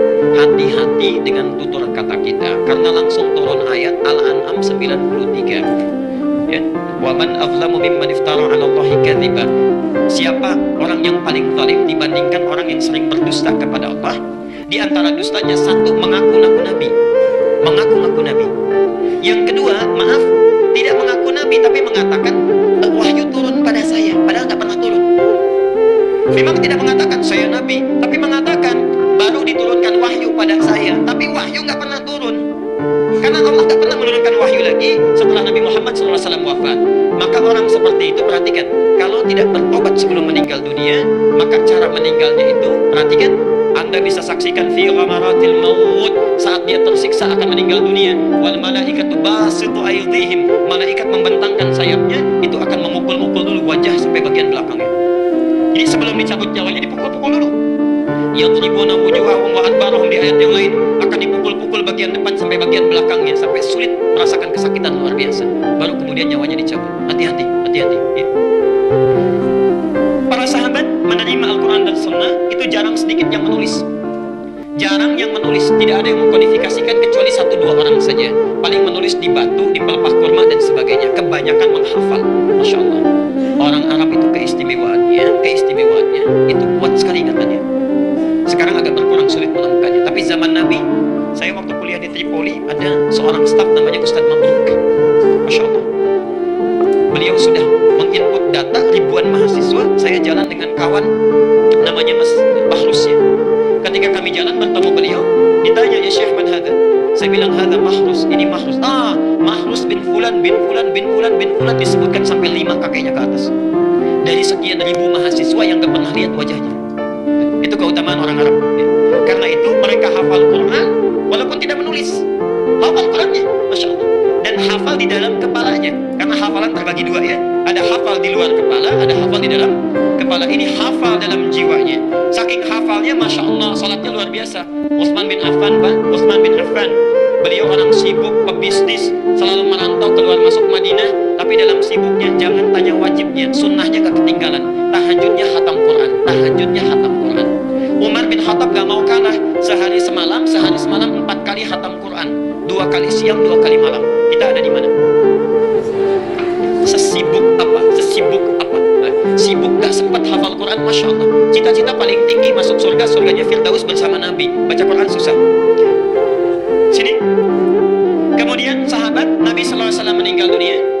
Sahabat boleh mengajarkan ajaran Nabi kepada para tabi'in, ya, para tabi'in, generasi setelah sahabat. Nah, zaman tabi'in ini, kemudian juga ke tabi'ut tabi'in, metode hafalan, ya, itu sudah mulai bertambah dengan catatan, boleh dicatat. Karena maaf, sahabat saat Nabi meninggal mulai menyebar.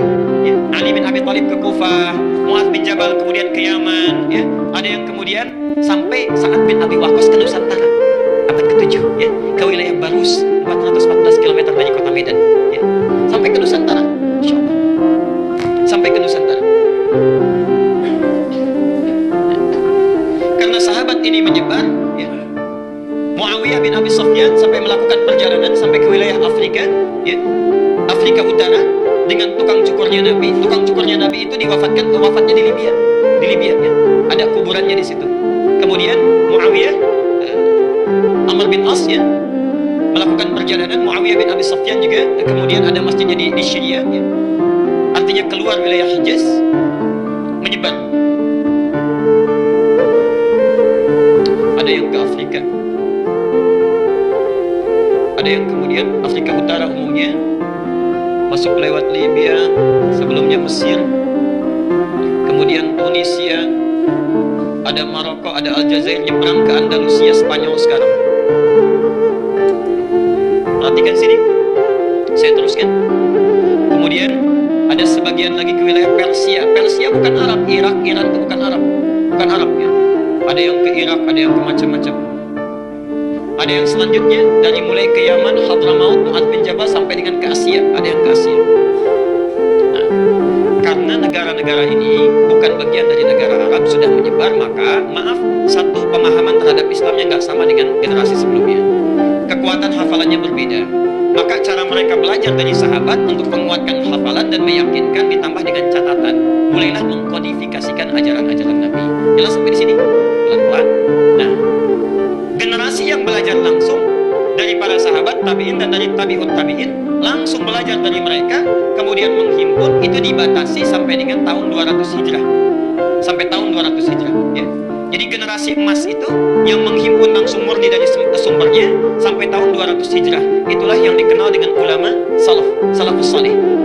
Salafus saleh. Di antara salafus saleh itu yang paling bersinar, yang ingatannya sangat kuat, kemampuan nalarnya tajam, hebat dalam merumuskan, ada 4 orang ulama. 4 ulama. Siapa mereka? Saya percepat. Satu di antaranya Abu Hanifah, ya, An-Nu'man bin Bashir, yang lahir tahun 80 Hijrah, wafat tahun 150 Hijrah, ya. Beliau berada di daerah Irak, ya, di Irak. Kemudian Malik bin Anas, ya, lahir tahun 93 Hijrah, wafat tahun 179 Hijrah. Itu tinggal sampai meninggalnya di Madinah terus. Di Madinah, tidak pernah keluar. Ini ahli hadis, ya. Kemudian ada Muhammad bin Idris, kakeknya yang ke-9 namanya Asy-Syafi'i, dikenal dengan Imam Asy-Syafi'i, lahirnya tahun 150 Hijrah. Abu Hanifah meninggal, yang ini lahir. Bu, ingat Bu, ya, ini saya berikan motivasi. Imam Asy-Syafi'i saat lahir itu lahirnya di Gaza. Di Gaza. Lahir tumbuh, ayahnya meninggal. Tinggal ibunya, Pak, tinggal ibunya. Punya cita-cita orang tuanya supaya anak ini menjadi ulama besar. Sumber ilmu ada di Mekah, digendong jalan kaki oleh ibunya, digendong dengan alas kaki yang terbatas sampai ke Mekah. Dari Palestina di Gaza ke kota Mekah, kalau pakai bis sehari 2 malam, itu jalan kaki ibundanya. Dibawa tawaf, ada halaqah ulama didudukan di situ. Setelah mendengar, dibawa lagi sampai meninggalnya. Sampai sekarang dikenal sebagai ulama besar. Kalau ada jasa yang luar biasa, itu ibundanya.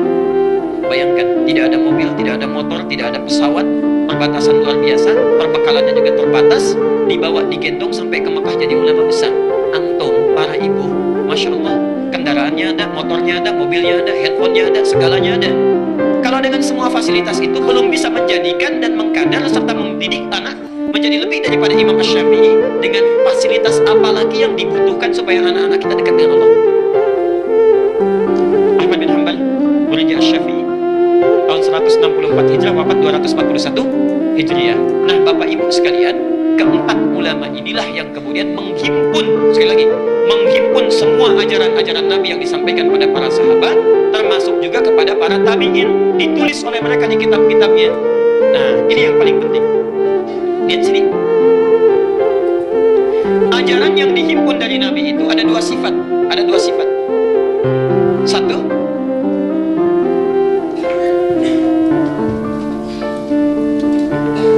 yang sifatnya satu jenis. Jadi dalilnya satu, contohnya satu. Dalilnya satu, contohnya satu. Tidak ada beda, tidak ada ragam. Kalau yang seperti ini, maka kita tidak boleh menyimpang. Tidak boleh menyimpang, tidak usah kreatif, ya. Artinya apa? Kalau Nabi memberikan satu dasar, satu jenis, satu ragam, dalilnya satu, contohnya satu, itu artinya semua orang, semua umatnya dianggap mampu menunaikannya dengan baik. Contoh, saya ingin bertakbir salat, Nabi hanya mengajarkan angkat tangannya, baik yang sejajar dengan bahu, ataupun dengan daun telinga, atau mengkibainya, atau dekat dengan kedua telinganya. Ya. Maka rumusnya sederhana, kata Nabi, angkat letakkan di dada. Angkat letakkan di dada. Tidak ada rumus lain antara mengangkat dengan meletakkannya. Karena semua bisa melakukan. Kalau sudah dalilnya satu, contohnya satu, maka maaf, kita tidak perlu kreatif. Ya Allah, masa sama orang saya dah berupanya kanan duluan, sama Allah kau yang punya duluan. Sedikit lah agak beda supaya lebih baik dalam pandangan Allah. Allah kanan duluan. Allah Akbar. Ini tidak perlu dilakukan. Ya Allah, kok gak enak salam itu kan artinya berbagi ke kanan, berbagi ke kiri. Kalau berbagi itu kan tidak hanya wajahnya, tangannya juga harus ikut berbagi. Assalamualaikum, Assalamualaikum. Sampai kiamat bulan 2 hari Anda gak akan dikasih. Ya. Jadi kalau contohnya satu, dalilnya satu, kita tidak boleh kreatif. Ya. Kalau menyimpang itu yang dimaksud dengan bid'ah, mengada-ngadakan sendiri, nggak ada dalil, nggak ada contohnya. Jelas sampai sini? Yang kedua, ini yang paling penting, dan di sini sering memunculkan perbedaan pendapat, tapi ada sesuatu yang tidak wajar, berselisih pada yang tidak diketahui, itu yang tidak wajar. Beragam, jenisnya beragam, ragam jenis. Biasanya kalau seperti ini, Nabi dalilnya tidak hanya satu, contohnya pun beragam. Itu ditunjukkan untuk kemudahan umatnya dalam menunaikan ibadah. Karena umatnya dipandang tidak mungkin melakukan itu kecuali dengan beberapa alternatif. Contoh, Sunan Abu Dawud nomor hadis 838 dari Wa'il bin Hujr, dengan yang kedua nomor hadis 840 dari Abu Hurairah. Ini persoalan tentang, maaf, posisi tangan dan lutut atau kaki saat akan sujud. Maaf, kalau akan sujud itu tangan duluan atau lutut duluan? Tangan dulu, baik. Apa dalilnya? Lutut duluan. Hati-hati, karena ada suami istri tidak tegur sapa, ini kisah nyata. Suami yang langsung yang bilang, suami istri tidak tegur sapa semalaman karena persoalan ini.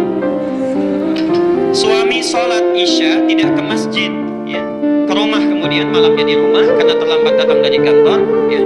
Kemudian istri melihat, begitu turun, maaf, lututnya duluan. Dari yang tidak, sami Allah liman hamidah, kemudian akan sujud, lutut duluan. Selesai sholat, kata istrinya, papa itu sholatnya nggak sesuai sunnah. Kenapa? Kok lutut duluan, harusnya tangan dulu? Mama yang nggak baca hadis, padahal dua-duanya nggak baca. Dua-duanya nggak baca. Yang satu dengar dari guru yang A, satu dari guru yang B. Suaminya cerita besok paginya, ya, karena jemput ke rumah, masya Allah, ya. Bapak ibu sekalian, kedua-duanya sebetulnya ada di hadis Nabi, dan uniknya di kitab yang sama. Di kitab yang sama, bedanya 2 nomor. Di Al-Bukhari nggak ada, di Muslim nggak ada, yang ada di Abu Dawud ini. Yang pakai lutut itu adanya di Abu Dawud nomor hadis 838 dari Wa'il bin Hujr. Di awal-awal masa sholat, dilihat oleh Wa'il, Nabi selalu turun dengan lututnya dulu, baru kedua telapak tangannya. Jelas sampai sini?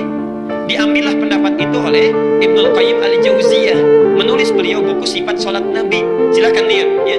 Dalam uraian beliau memilih untuk menggunakan lutut. Kemudian yang menggunakan telapak tangan, itu sama di kitab yang sama, beda 2 nomor, yang meriwayatkan Abu Hurairah. Di akhir masa kehidupan Nabi, beliau selalu sholat mendahulukan kedua telapak tangannya. Maaf kalau sudah agak sepuh-sepuh itu biasanya kan persoalan, ya, di kaki, ya. Bapak ibu lebih tahu lah, ya. Turun kedua telapak tangan duluan, ya. Karena itu Abu Hurairah melihat, diriwayatkan kepada kita, dirangkum oleh Abu Daud. Muncul Syekh Muhammad Nasiruddin Al-Albani mempopulerkan riwayat ini karena khawatir orang menganggap hanya boleh pakai lutut saja. Dipilih oleh Syekh Muhammad Nasiruddin Al-Albani riwayat yang kedua. Jadi Anda yang pakai Al-Albani misalnya, bacanya dari situ, lihatnya dari situ, dan judul bukunya sama, Sifat Salat Nabi. Cuma memilih riwayat yang kedua tanpa menyalahkan riwayat yang pertama, karena dua-duanya dalilnya ada.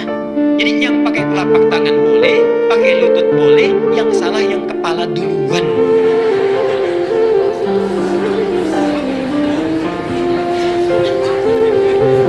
Belum apa-apa sudah rame, ya ini yang benar, ini yang salah.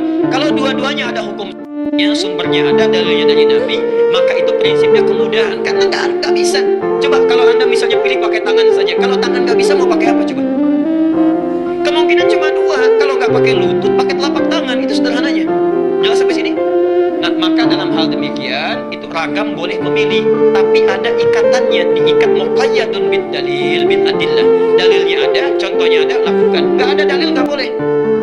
Jelas sampai sini? Nah, kedua ini dirangkum oleh 4 bintang ulama ini, dikumpulkan semuanya. Nah, kumpulan semuanya ini, baik yang satu jenis ataupun ragam jenis, disebut dengan manhaj. Ya. Jadi Anda baik yang sujudnya menggunakan telapak tangan ataupun menggunakan kedua lutut, manhajnya sama dengan Nabi, sejalur. Jelas? Ikut manhaj salaf di sini. Orang yang ikut itu namanya salafi. Kalau banyak namanya salafiyun. Ya. Jadi sebetulnya semua orang Islam itu salafi. Semua orang Islam itu salafiyun. Ya. Jadi bukan kelompok tertentu, ya, komunitas tertentu, bukan. Tapi semuanya itu salafi. Nah, istilah-istilah salafi yang muncul sekarang ini sebetulnya itu tren yang ingin mengembalikan kepada ajaran yang ini. Tadinya ada yang menyimpang, maaf, kuburan dijadikan sebagai sesembahan, doa-doanya tidak tepat, kemudian pindah dari orang kemudian kepada hewan. Cuma di Indonesia yang hewan itu jadi kiai, ada kiai selamat gitu kan. Nah, sudah cukup dengan hewan kemudian pindah kepada benda, keris jadi kiai. Ada kiai banyak dia. Sekarang diburu di Belanda namanya Kiai Nogosiluman. Kiai Nogosiluman itu kerisnya Pangeran Diponegoro. Anggaran banyak untuk mencari keris itu. Nggak cukup dengan keris, sekarang muncul Kiai Akik, macam-macam. Itu keliru. Makanya muncul gerakan kembalikan ke manhaj salaf, muncullah itu salafi. Orang-orang yang ikut ini sebetulnya semuanya salafi. Mau yang pakai lutut dulu, pakai telapak tangan dulu, itu secara manhaj sama semuanya. Jelas sampai di sini? Baik. Nah, kalau kita memilih salah satu, misal saya mau pilih pakai lutut saja, karena kan nggak mungkin dua-duanya, baik ya? Atau saya pakai telapak tangan saja. Pilihan kita itu disebut dengan madhab. Jadi semuanya disebut dengan manhaj, pilihannya disebut dengan madhab. Singkatan dari madhaba ilaihi, satu yang dipilih untuk memudahkan ibadah. Contoh, Bismillah itu bacanya bisa 4 cara. Satu disirkan, kedua dijaharkan, ada 70 hadis itu. Ketiga nggak dibaca sama sekali. Yang keempat, pertama dijaharkan dari Abu Hurairah, selanjutnya tidak dibaca sama sekali. Jadi boleh jaharkan, boleh sirkan, tidak dibaca sama sekali juga silahkan. Yang keempat, dijaharkan yang pertama, selanjutnya nggak dibaca. Maaf, sekarang saya contohkan. Misal, ini Imam Asy-Syafi'i ngajar, datang ke satu tempat misalnya ke Mesir, Afrika Utara. Orang-orang Mesir belum tahu bacaan sholat. Saya mau sampaikan, diajarkan semuanya cara bismillah atau diajarkan satu saja? Orang yang belum tahu bacaan sholat, belum mengerti sholat, mau diajarkan seluruh bacaan atau satu saja? Satu. Gak mungkin keseluruhannya. Baru datang belum pada bisa sholat. Saat baca bismillah bisa dijaharkan, bisa disirkan, bisa tidak dibaca sama sekali. Orang bingung. Pilih salah satu. Nah, saat dipilih salah satu itulah yang disebut dengan madhab. Akhirnya apa? Abu Hanifah memilih gak baca sama sekali. Malik memilih tidak baca sama sekali. Asy-Syafi'i memilih juga dijaharkan. Ahmad bin Hanbal menengahi, saya pilih disirkan saja. Semua ada dalilnya dari Nabi. Ketika dipilih itulah kemudian menjadi namanya apa? Madhab. Guru-guru ini mengajarkan turun murid-muridnya. Ini diantaranya Hanafi, Masya Allah, itu punya murid namanya Abu Yusuf, punya murid lagi Asy-Syaibani, punya murid Ad-Dahlawi, penyebarannya di Asia Selatan. Jadi kalau bapak ibu misalnya ke India, ke Pakistan, madhabnya Abu Hanifah itu Hanafi, ya. Jadi kalau bismillah itu pasti nggak pakai sama sekali. Kunut nggak pakai kunut, nggak ada kunut subuh, nggak ada, ya. Itu Abu Hanifah pilihannya, madhabnya. Maliki punya murid Ibnu Wahab. Ibnu Wahab punya murid namanya Suhnun. Suhnun punya murid sampai sekarang masih hidup, Syekh Ar-Rabiti, tinggalnya di Libya. Alhamdulillah saya pernah langsung belajar kepada beliau. Matanya tidak bisa lihat, tapi mata hatinya sangat tajam. Satu kali kami membacakan kitab, kawan kami membacakan. Begitu membacakan kitab, kata Syekh kami ini, Syekh Ar-Rabiti, "Kif ya bunai, tilka nuqtah wa laysa bil fasilah." Anakku tolong berhenti di situ, itu katanya titik bukan koma. Kata muridnya, Syekh tapi di sini koma. Bukan, itu bukan koma tapi titik. Barangkali ada noda di situ ke bukunya. Itu terbitan mana? Terbitan sekian. Iya betul, itu halaman sekian, paragraf sekian, baris sekian, huruf nomor sekian. Kalau Anda tidak percaya, bandingkan dengan kitab yang lainnya. Itu Syekh Ar-Rabiti. Masya Allah. Maaf ya, buta matanya karena saking banyaknya baca. Tahajud tidak henti-henti, puasanya rajin, ahli fikih, mata buta karena banyak membaca untuk mendekatkan diri kepada Allah. Antum dikasih mata sampai sekarang bisa lihat, baca Quran aja susah. Sudah susah tahajud, Masya Allah. Yang sunnah tertinggalkan, yang wajib terlambat. Cita-cita masuk surga, surganya Firdaus bersama Nabi, ingin melihat Allah langsung. Bagaimana? Imam At-Tirmidzi, Masya Allah, amalannya banyak, hadisnya banyak, tahajud tanpa henti, puasa sunnahnya luar biasa. Di ujung hidupnya itu banyak menangis kepada Allah karena takut kalau pulang itu tidak cukup bekalnya. Dan tangisan inilah yang membuat mata beliau menjadi buta. At-Tirmidzi menangis sampai buta matanya karena takut pulang kepada Allah membawa salah. Antum sampai tidur pun kadang-kadang mimpinya itu salah juga. Ya. Teruskan dulu. Afrika Utara penyebarannya. Jadi kalau Anda ke Afrika Utara, Libya, Tunisia, Aljazair, Maroko, nyebrang dikit Eropanya, Italia, Prancis, Spanyol, itu Maliki madhabnya. Yang kalau bismillahnya nggak dibaca langsung, kunutnya ada tapi disirkan sebelum rukuk. Ya, kalau dalam salat subuh itu Maliki, Tapi Syekh Maliki ini nggak pernah keluar Madinah. Murid-muridnya yang datang ke Madinah. Ya, murid-muridnya itu yang tarawihnya sampai 33 kali itu Maliki. Sampai sekarang di Madinah itu 33. Ya, sampai sekarang. Dilengkapkan jadi 36. Ya. Kalau di Mekah 20 sampai dengan 23. Ya. Dia Asy-Syafi'i punya murid Al-Buwaiti. Asy-Syafi'i ini muridnya Imam Malik. Masya Allah, datang ke tempat Imam Malik salah jadwal. Bukan karena salah tidak tahu, bukan. Karena berangkat jauh-jauh jalan kaki balik. Gak ada mobil, gak ada motor, gak ada kendaraan, jalan kaki ke tempatnya Imam Malik di Madinah, ingin mendapatkan pelajaran kitab Al-Muwatta. Misal, Imam Malik jadwalnya itu hari Rabu, Imam Syafi'i nyampe di sana hari Selasa karena jalan kaki jauhnya itu. Begitu datang ke situ, berdiri, itu sadar beliau bukan jadwalnya menunggu di depan pintu seharian. Di depan pintu seharian, Masya Allah. Tidak dibukakan pintu karena bukan jadwalnya. Begitu tiba hari Rabunya itu, ya, ilustrasinya, tiba-tiba Imam Malik langsung mengatakan kepada pembantunya, kepada khadimnya, "Iftah hadhil bab," bukalah pintu itu. Di depan sudah ada seorang pemuda menunggu. Padahal Imam Malik tidak pernah lihat. Buka pintu, di depan sudah ada seorang pemuda menunggu. Begitu dibuka, datang Imam Asy-Syafi'i itu, ditanya, ya, ada keperluan apa katanya? Punya hajat apa? Kata beliau, saya ingin belajar hadis dari Anda. Kata Imam Malik, apa yang sudah kamu punya? Kata Imam Asy-Syafi'i, hafidhul Muwatta, saya sudah hafal kitab Al-Muwatta. Jadi menunggu di depan pintu syekhnya itu sambil menghafalkan kitab Al-Muwatta yang tebalnya itu 2 kali buku ini dalam semalaman hafal. Imam Asy-Syafi'i dalam semalaman hafal itu Imam Asy-Syafi'i, dan dalam keadaan jadi guru besar pun masih tawadhu juga. Guru sedang istirahat gak diganggu, ditunggu sampai besoknya. Antum taklimnya di mana-mana, terbuka tempatnya, tidak ada halangan, kendaraannya ada. Datang bukan hanya 1 hadis, 10 hadis kadang-kadang disampaikan, masih gak mau datang juga. Masya Allah, ya. Dengan cara apa lagi mesti dibimbing? Bahkan ada satu lagi yang tidak disebutkan di sini. Masya Allah, ada orang datang ke tempatnya Imam Malik, itu jual rumah, jual tanah demi belajar 1 hadis. Datang ke Imam Malik ditolak, gak mau pulang. Kata Imam Malik, cambuk orang itu, pembantunya, cambuk. Begitu dicambuk sekali, 2 kali, 8 kali. Setelah dicambuk 8 kali, orang ini merintih mengatakan, "Anta zalim Syekh," katanya. Kata Imam Malik, "Kenapa? Saya sudah jual tanah, jual rumah untuk kesini belajar hadis, tapi Anda pukuli saya, Anda zalim. Lalu apa mau kamu?" Sesuai dengan jumlah cambukan tadi, berikan saya 8 hadis.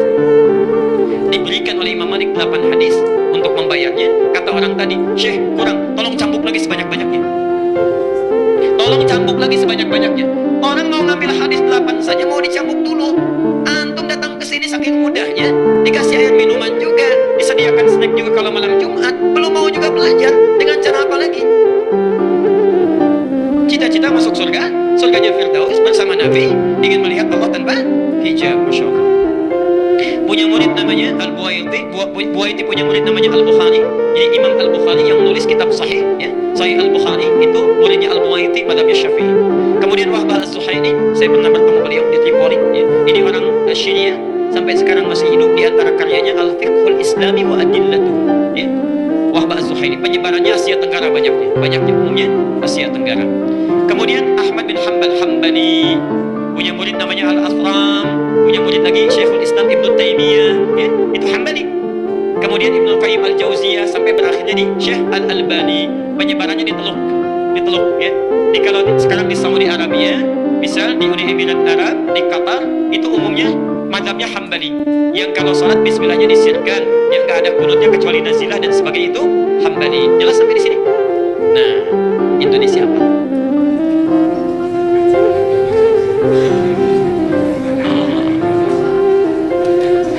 Hebatnya Indonesia, pelajari semua.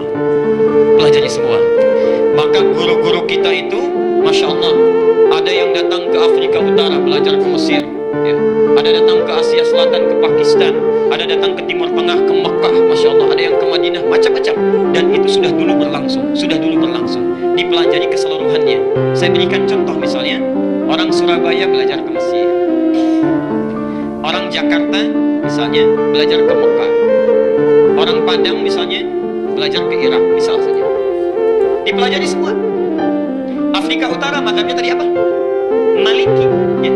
Yang bismillahnya nggak dibaca sama sekali, ya. Masya Allah. Asia Tenggara apa mazhabnya tadi? Syafi'i, yang bismillahnya dijaharkan. Di Teluk mazhabnya apa? Hambali, yang bismillahnya disirkan. Belajarlah di situ. Pulanglah ke Indonesia, Masya Allah. Saat pulang ke Nusantara, misal datanglah tiba-tiba orang Surabaya ke Jakarta, bermakmum di Jakarta.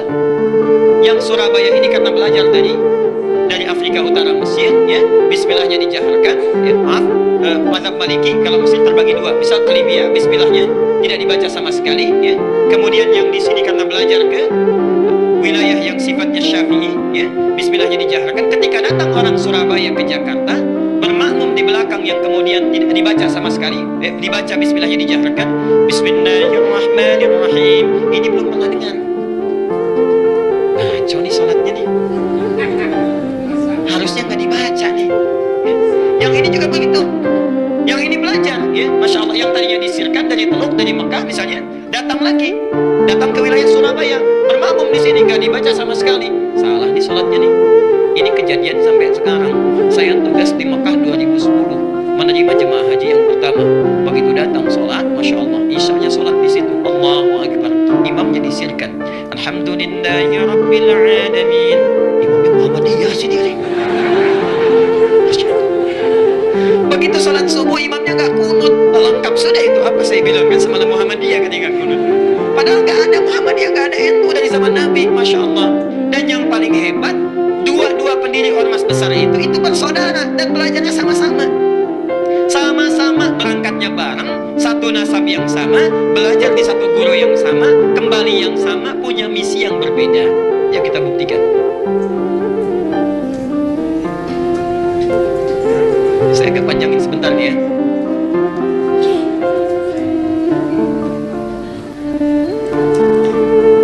Satu, namanya Kiai Haji Muhammad Hashim Al-Ash'ari. Muhammad Hashim Al-Ash'ari. Kemudian nanti mendirikan Nahdlatul Ulama tanggal 31 Januari tahun 1926. Kedua, siapa namanya? Kiai Haji Ahmad Dahlan. Sebetulnya bukan nama aslinya Muhammad Darwish. Cuma nanti saat pergi ke Mekah, keduanya ini oleh gurunya Muhammad Darwish diganti nama menjadi Ahmad Dahlan. Mendirikan Muhammadiyah tanggal 18 November tahun 1912. Nah, pertama, dua-duanya ini bersaudara. Ketemu nasabnya di saudara jauhnya. Muhammad Hashim Al-Ash'ari bin Abdul Wahid bin Abdul Halim. Abdul Halim nama aslinya Pangeran Benawa bin Abdurrahman nama aslinya Sultan Hadiwijaya, dikenal dengan Joko Tingkir, bin Abdul Fattah bin Abdul Aziz bin Abdullah bin Maulana Ishaq. Siapa Maulana Ishaq? Itu bapaknya Raden Ainul Yaqin. Yakin yang dikenal dengan Sunan Giri. Bertemulah nasabnya di Maulana Ishaq. Maulana Ishaq. Jadi kita jelaskan siapa Maulana Ishaq ini. Kiai Haji Ahmad Dahlan, ini nasabnya nyambung ke sini Maulana Ishaq. Kiai Haji Ahmad Dahlan bin Kiai Haji Abu Bakar bin Kiai Haji Ilyas bin Kiai Sulaiman bin Kiai Murtada bin Demang Jurang Juru Kapindo bin Demang Jurang Juru Sapisan bin Kiai Gerbak bin Maulana Ishaq. Maulana Ishaq bertemu di sini. Ya. Siapa Maulana Ishaq ini? Adalah satu dari dua anaknya Syekh Ahmad Jumadil Kubra yang membawa Islam asalnya dari Mesir, datang dengan 8 orang temannya atas perintah dari kekhilafahan Turki supaya datang ke Nusantara memberikan nilai-nilai Islam. Namanya Ahmad Jumadil Kubra. Punya 2 orang anak, satu Maulana Ishaq, yang kedua Syarif Abdullah. Syarif Abdullah. Maulana Ishaq ini nanti akan melahirkan 2 keturunan ini. Syarif Abdullah ini tinggalnya di Mesir, tidak ikut ke Nusantara, tapi nanti pada tahun sekitaran awal abad ke-15 akan bertemu dengan seorang perempuan luar biasa yang sudah masuk Islam, anaknya Prabu Siliwangi. Prabu Siliwangi itu siapa? Nama aslinya Pamenah Rasa. Pamenah Rasa punya kekuasaan yang luar biasa, luas ya. Kalau dari Cirebon batas Jawa Tengah sampai dengan ke ujung wilayah Banten, ibu kotanya di Bogor. Dulu namanya Pamenah Rasa. Pamenah Rasa ini dulu inspeksi datang ke wilayah Subang pada masa itu sampai dengan ke Karawang. Di Karawang itulah bertemu dengan seorang perempuan yang bersih luar biasa, cantik, taat, sedang baca Quran. Muridnya Syekh Hasanuddin. Syekh Hasanuddin itu karena dulu menimba ilmu Qurannya di Mekah, dikenal dengan Ummul Qura, maka disebut dengan Syekh Qura. Syekh Qura. Siapa perempuan ini? Namanya Nyai Subang Larang. Nyai Subang Larang. Nah, jatuh cinta dengan Nyai Subang Larang, menikahlah dengan beliau ini. Setelah menikah pada tahun 1423 memiliki keturunan pertama laki-laki, diberi nama dengan Walang Sungsang. Walang Sungsang. 1426 punya anak yang kedua perempuan, diberi nama Nyai Rara Santang. Rara Santang. 1427 lahir anak yang ketiga, diberi nama dengan Raja Sengara. Raja Sengara. Nah, kakak ini, 2 kakaknya, Walang Sungsang dengan Rara Santang, kemudian muncul satu masa ingin berhaji. Datanglah ke kota Mekah. Ya. Kemudian mereka datang ke Mekah setelah menunaikan ibadah haji, berganti nama. Ini Walang Sungsang menjadi Ki Abdullah Iman. Kayak gini ya, Abdullah Iman namanya. Gelarnya Ki Samadullah. Gelarnya Ki Samadullah, Kiai Samadullah. Samadullah. Ini Rara Santang berganti nama menjadi Syarifah Mudaim. Syarifah Mudaim. Saat akan pulang di jalan bertemu dengan Syarif Abdullah.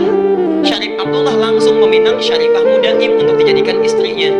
Menikahlah kedua orang ini, lantas berangkat ke Mesir. Di Mesir kemudian mereka menyatu, bersama-sama berumah tangga, melahirkan seorang anak namanya Syarif Hidayatullah.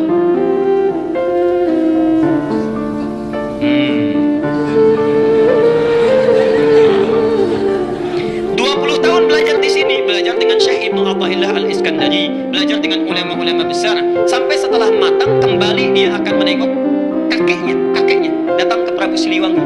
Ya. Karena kakeknya tinggal di wilayah Jati, diberikan kekuasaan di situ, diangkatlah dan dikenal dengan Sunan Gunung Jati di kemudian hari. Itulah Syarif Hidayatullah, keturunan dari sini. Sedangkan Ki Samadullah pergi ke satu wilayah dikenal dengan Lemah Wungkuk, minta izin pada bapaknya untuk memajukan wilayah itu. Di Lemah Wungkuk itu, masya Allah, itu etnisnya campuran. Ada orang Cina, orang Arab, orang lokal, masih belum bagus. Minta izin supaya ditata. Campuran dalam bahasa lokal itu disebut dengan caruban. Caruban. Begitu datang ke sini, ya, dikelola, dirawat dengan baik sampai tumbuh pesat luar biasa. Masya Allah. Tiba-tiba melihatlah seorang anak perempuan, putri dari seorang pembesar Syah Bandar namanya Ki Gedang Alang-Alang, punya putri namanya Nyai Kencana Larang. Kencana Larang. Ya. Menikah dengan Kencana Larang.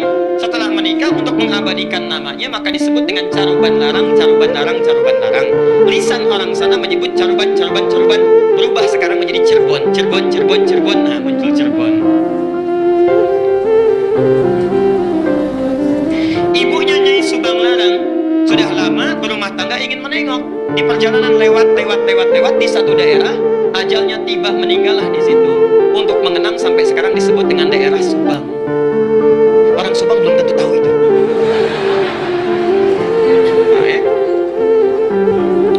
Nah, terus apa cukup? Jadi muncul Cirebon. Nah, karena Cirebon sudah maju, maka kemudian diangkatlah, diberi gelar oleh Prabu Siliwangi, diberi gelar namanya Mangkubumi. Ya, Mangkubumi. Ini pertama gelar ini. Mangkubumi itu artinya khalifah fil ard. Al-Baqarah ayat ke-30. Wa idh qala rabbuka lil malaikati inni ja'ilun fil ardi khalifah fil ardi. Fil ardi itu bumi. Khalifah mangku, yang merawat, memangku bumi. Jadi gelar mangku bumi itu sama dengan khalifah. Ini salah total kalau mengganti gelar khalifah menjadi mangku bumi. Sami mawon. Khalifah itu ya mangku bumi. Itulah pertama kali gelarnya diberikan. Nah, yang ingin saya sampaikan itu satu keturunan yang sama dari Ahmad Jumadil Kubra, punya anak itu. Kisah ini bukan fiktif, bisa dibaca. Yang paling bagus judulnya Api Sejarah. Ada 2 jilid karya sejarawan muslim namanya Ahmad Mansur Suryanegara. Ahmad Mansur Suryanegara yang dari Bandung. Jilid yang pertama warnanya hitam, halaman 148. Itu dimulai di situ kisahnya. Yang punya bukunya silahkan. Nah, apa hubungannya dengan yang paling atas? Kiai Haji Ahmad Dahlan, Kiai Haji Muhammad Hashim Asy'ari itu berangkatnya bareng, satu keturunan berangkat bareng. Di Makkah itu berguru pada seorang ulama besar, alim luar biasa dari Minangkabau, namanya Syekh Ahmad Khatib Al-Minangkabawi. Syekh Ahmad Khatib Al-Minangkabawi. Ada juga yang menyebutkan riwayat dari Sambas, Syekh Ahmad Khatib As-Sambasi. Belajar dari situ, setelah selesai dua-duanya punya keunikan. Kiai Haji Ahmad Dahlan itu senang sekali praktek. Ya, tidak terlalu banyak teoritis, langsung praktek. Begitu pulang ke Nusantara, langsung mempraktekkan ajaran-ajarannya, membuat persyarikatan, kemudian persyarikatan Muhammadiyah. Muhammad itu nama Nabi, Yah itu nisbah, mengikuti. Jadi ingin memperbaiki keadaan seperti sesuai dengan Nabi. Bikin rumah sakit, bikin sekolah dan sebagainya, praktek dakwah. Kiai Haji Hashim Asy'ari, Muhammad Hashim Al-Asy'ari, Masya Allah, beliau itu senang nulis kitab. Beda dengan Ahmad Dahlan. Menulis kitab sampai ada 19 karya beliau dihimpun di satu kitab besar. 19 kitab, dari mulai pertama adab dalam menuntut ilmu, kedua risalah Ahlussunnah wal Jamaah, ada kitab An-Nurul Mubin fi Mahabbati Sayyidil Mursalin, sampai 19 kitab. Masya Allah. Jadi akan menyeimbangkan, saudaranya praktek, yang satu memberikan teorinya. Itu asalnya. Dan kalau Anda baca buku aslinya, kitabnya, Masya Allah, itu sama persis, gak ada bedanya. Aliran-aliran menyimpang yang ditanya jawab disebutkan sama sekali. Misal risalah Ahlussunnah wal Jamaah, buka halaman ke-9. Fasl awal zuhuril bid'ah fi ardi Jawa wal mubtadi'ina fiha. Pasal menerangkan tentang awal munculnya bid'ah di tanah Jawa dan siapa tokoh-tokohnya. Bid'ah yang dimaksudkan bukan fikih tapi akidah. Halaman ke-10 paragraf yang kedua, baris 1 sampai dengan baris yang ke-4. Silakan lihat. Wa minhum rafidhiyyuna. Di antara aliran bid'ah itu adalah Syiah Rafidhah. Syiah. Ya. Beliau langsung menyebutkan, bukan saya. Beliau langsung yang menyebutkan. Asalnya semua Sunni, kata beliau itu semua Sunni. Cuma terjadi di tahun 1333 Hijrah sama dengan 1909 Masehi. Datang tiba-tiba entah dari mana, ada satu aliran disebut dengan Syiah. Pekerjaannya yasubbuna sayyidana Abu Bakr wa Umar radhiyallahu anhuma. Seringkali mencela 2 sahabat Nabi, yaitu Abu Bakar dan Umar. Disebutkan dalilnya, hadisnya. Kemudian halaman yang ke-11-nya, wa minhumul abahiyuna, ada aliran kepercayaan abal-abal, abahiyun, semua boleh. Siapa mereka? Yang merasa dekat dengan Allah, wasafa qalbuhu, hatinya merasa sudah bersih, jernih. Sehingga kalau sudah bersih jernih itu tidak berlaku ketentuan dan larangan. Jadi kalau nggak sholat pun nggak apa-apa karena sudah dekat dengan Allah. Gelarnya tinggi, Pak Kiai kok nggak sholatnya, kan sudah adzan. Jasad bapak bersama adik, tapi roh bapak sedang sholat. Nah itu diantara yang kacau gitu ya. Jadi larangan nggak berlaku karena sudah dekat dengan Allah. Ini penyimpangan langsung disebutkan di Quran surah ke-2 ayat 80 Al-Baqarah. Ya. Ada lagi aliran yang reinkarnasi tanasukhil arwah, ya. Bahkan ada jahlatul mutasawwifah, orang sufi yang paling bodoh, disebutkan oleh beliau. Siapa itu? Itu yang mengaku menyatu dengan Tuhan. Allah sudah menyatu dengan dirinya, manunggaling kaulah Gusti. Siapa kamu? Saya adalah Allah. Allah sedang apa? Allah sedang makan. Nah itu sudah lain. Jadi itu diantara kitab-kitab beliau.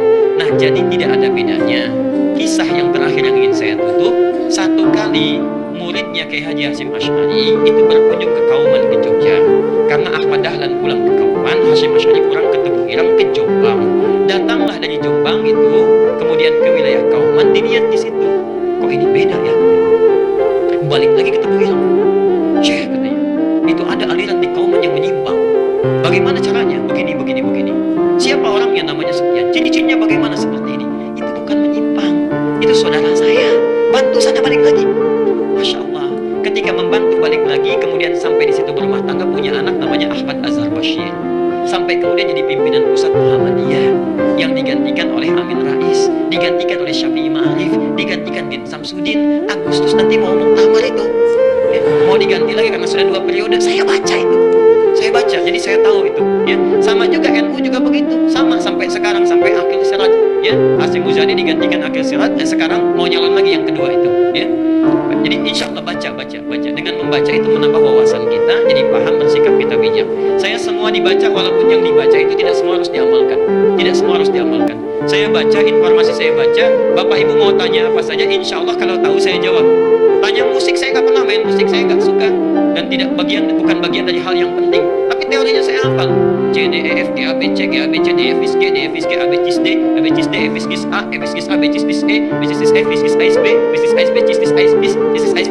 B saya tahu itu. Ya. Jadi bersikap dengan baik.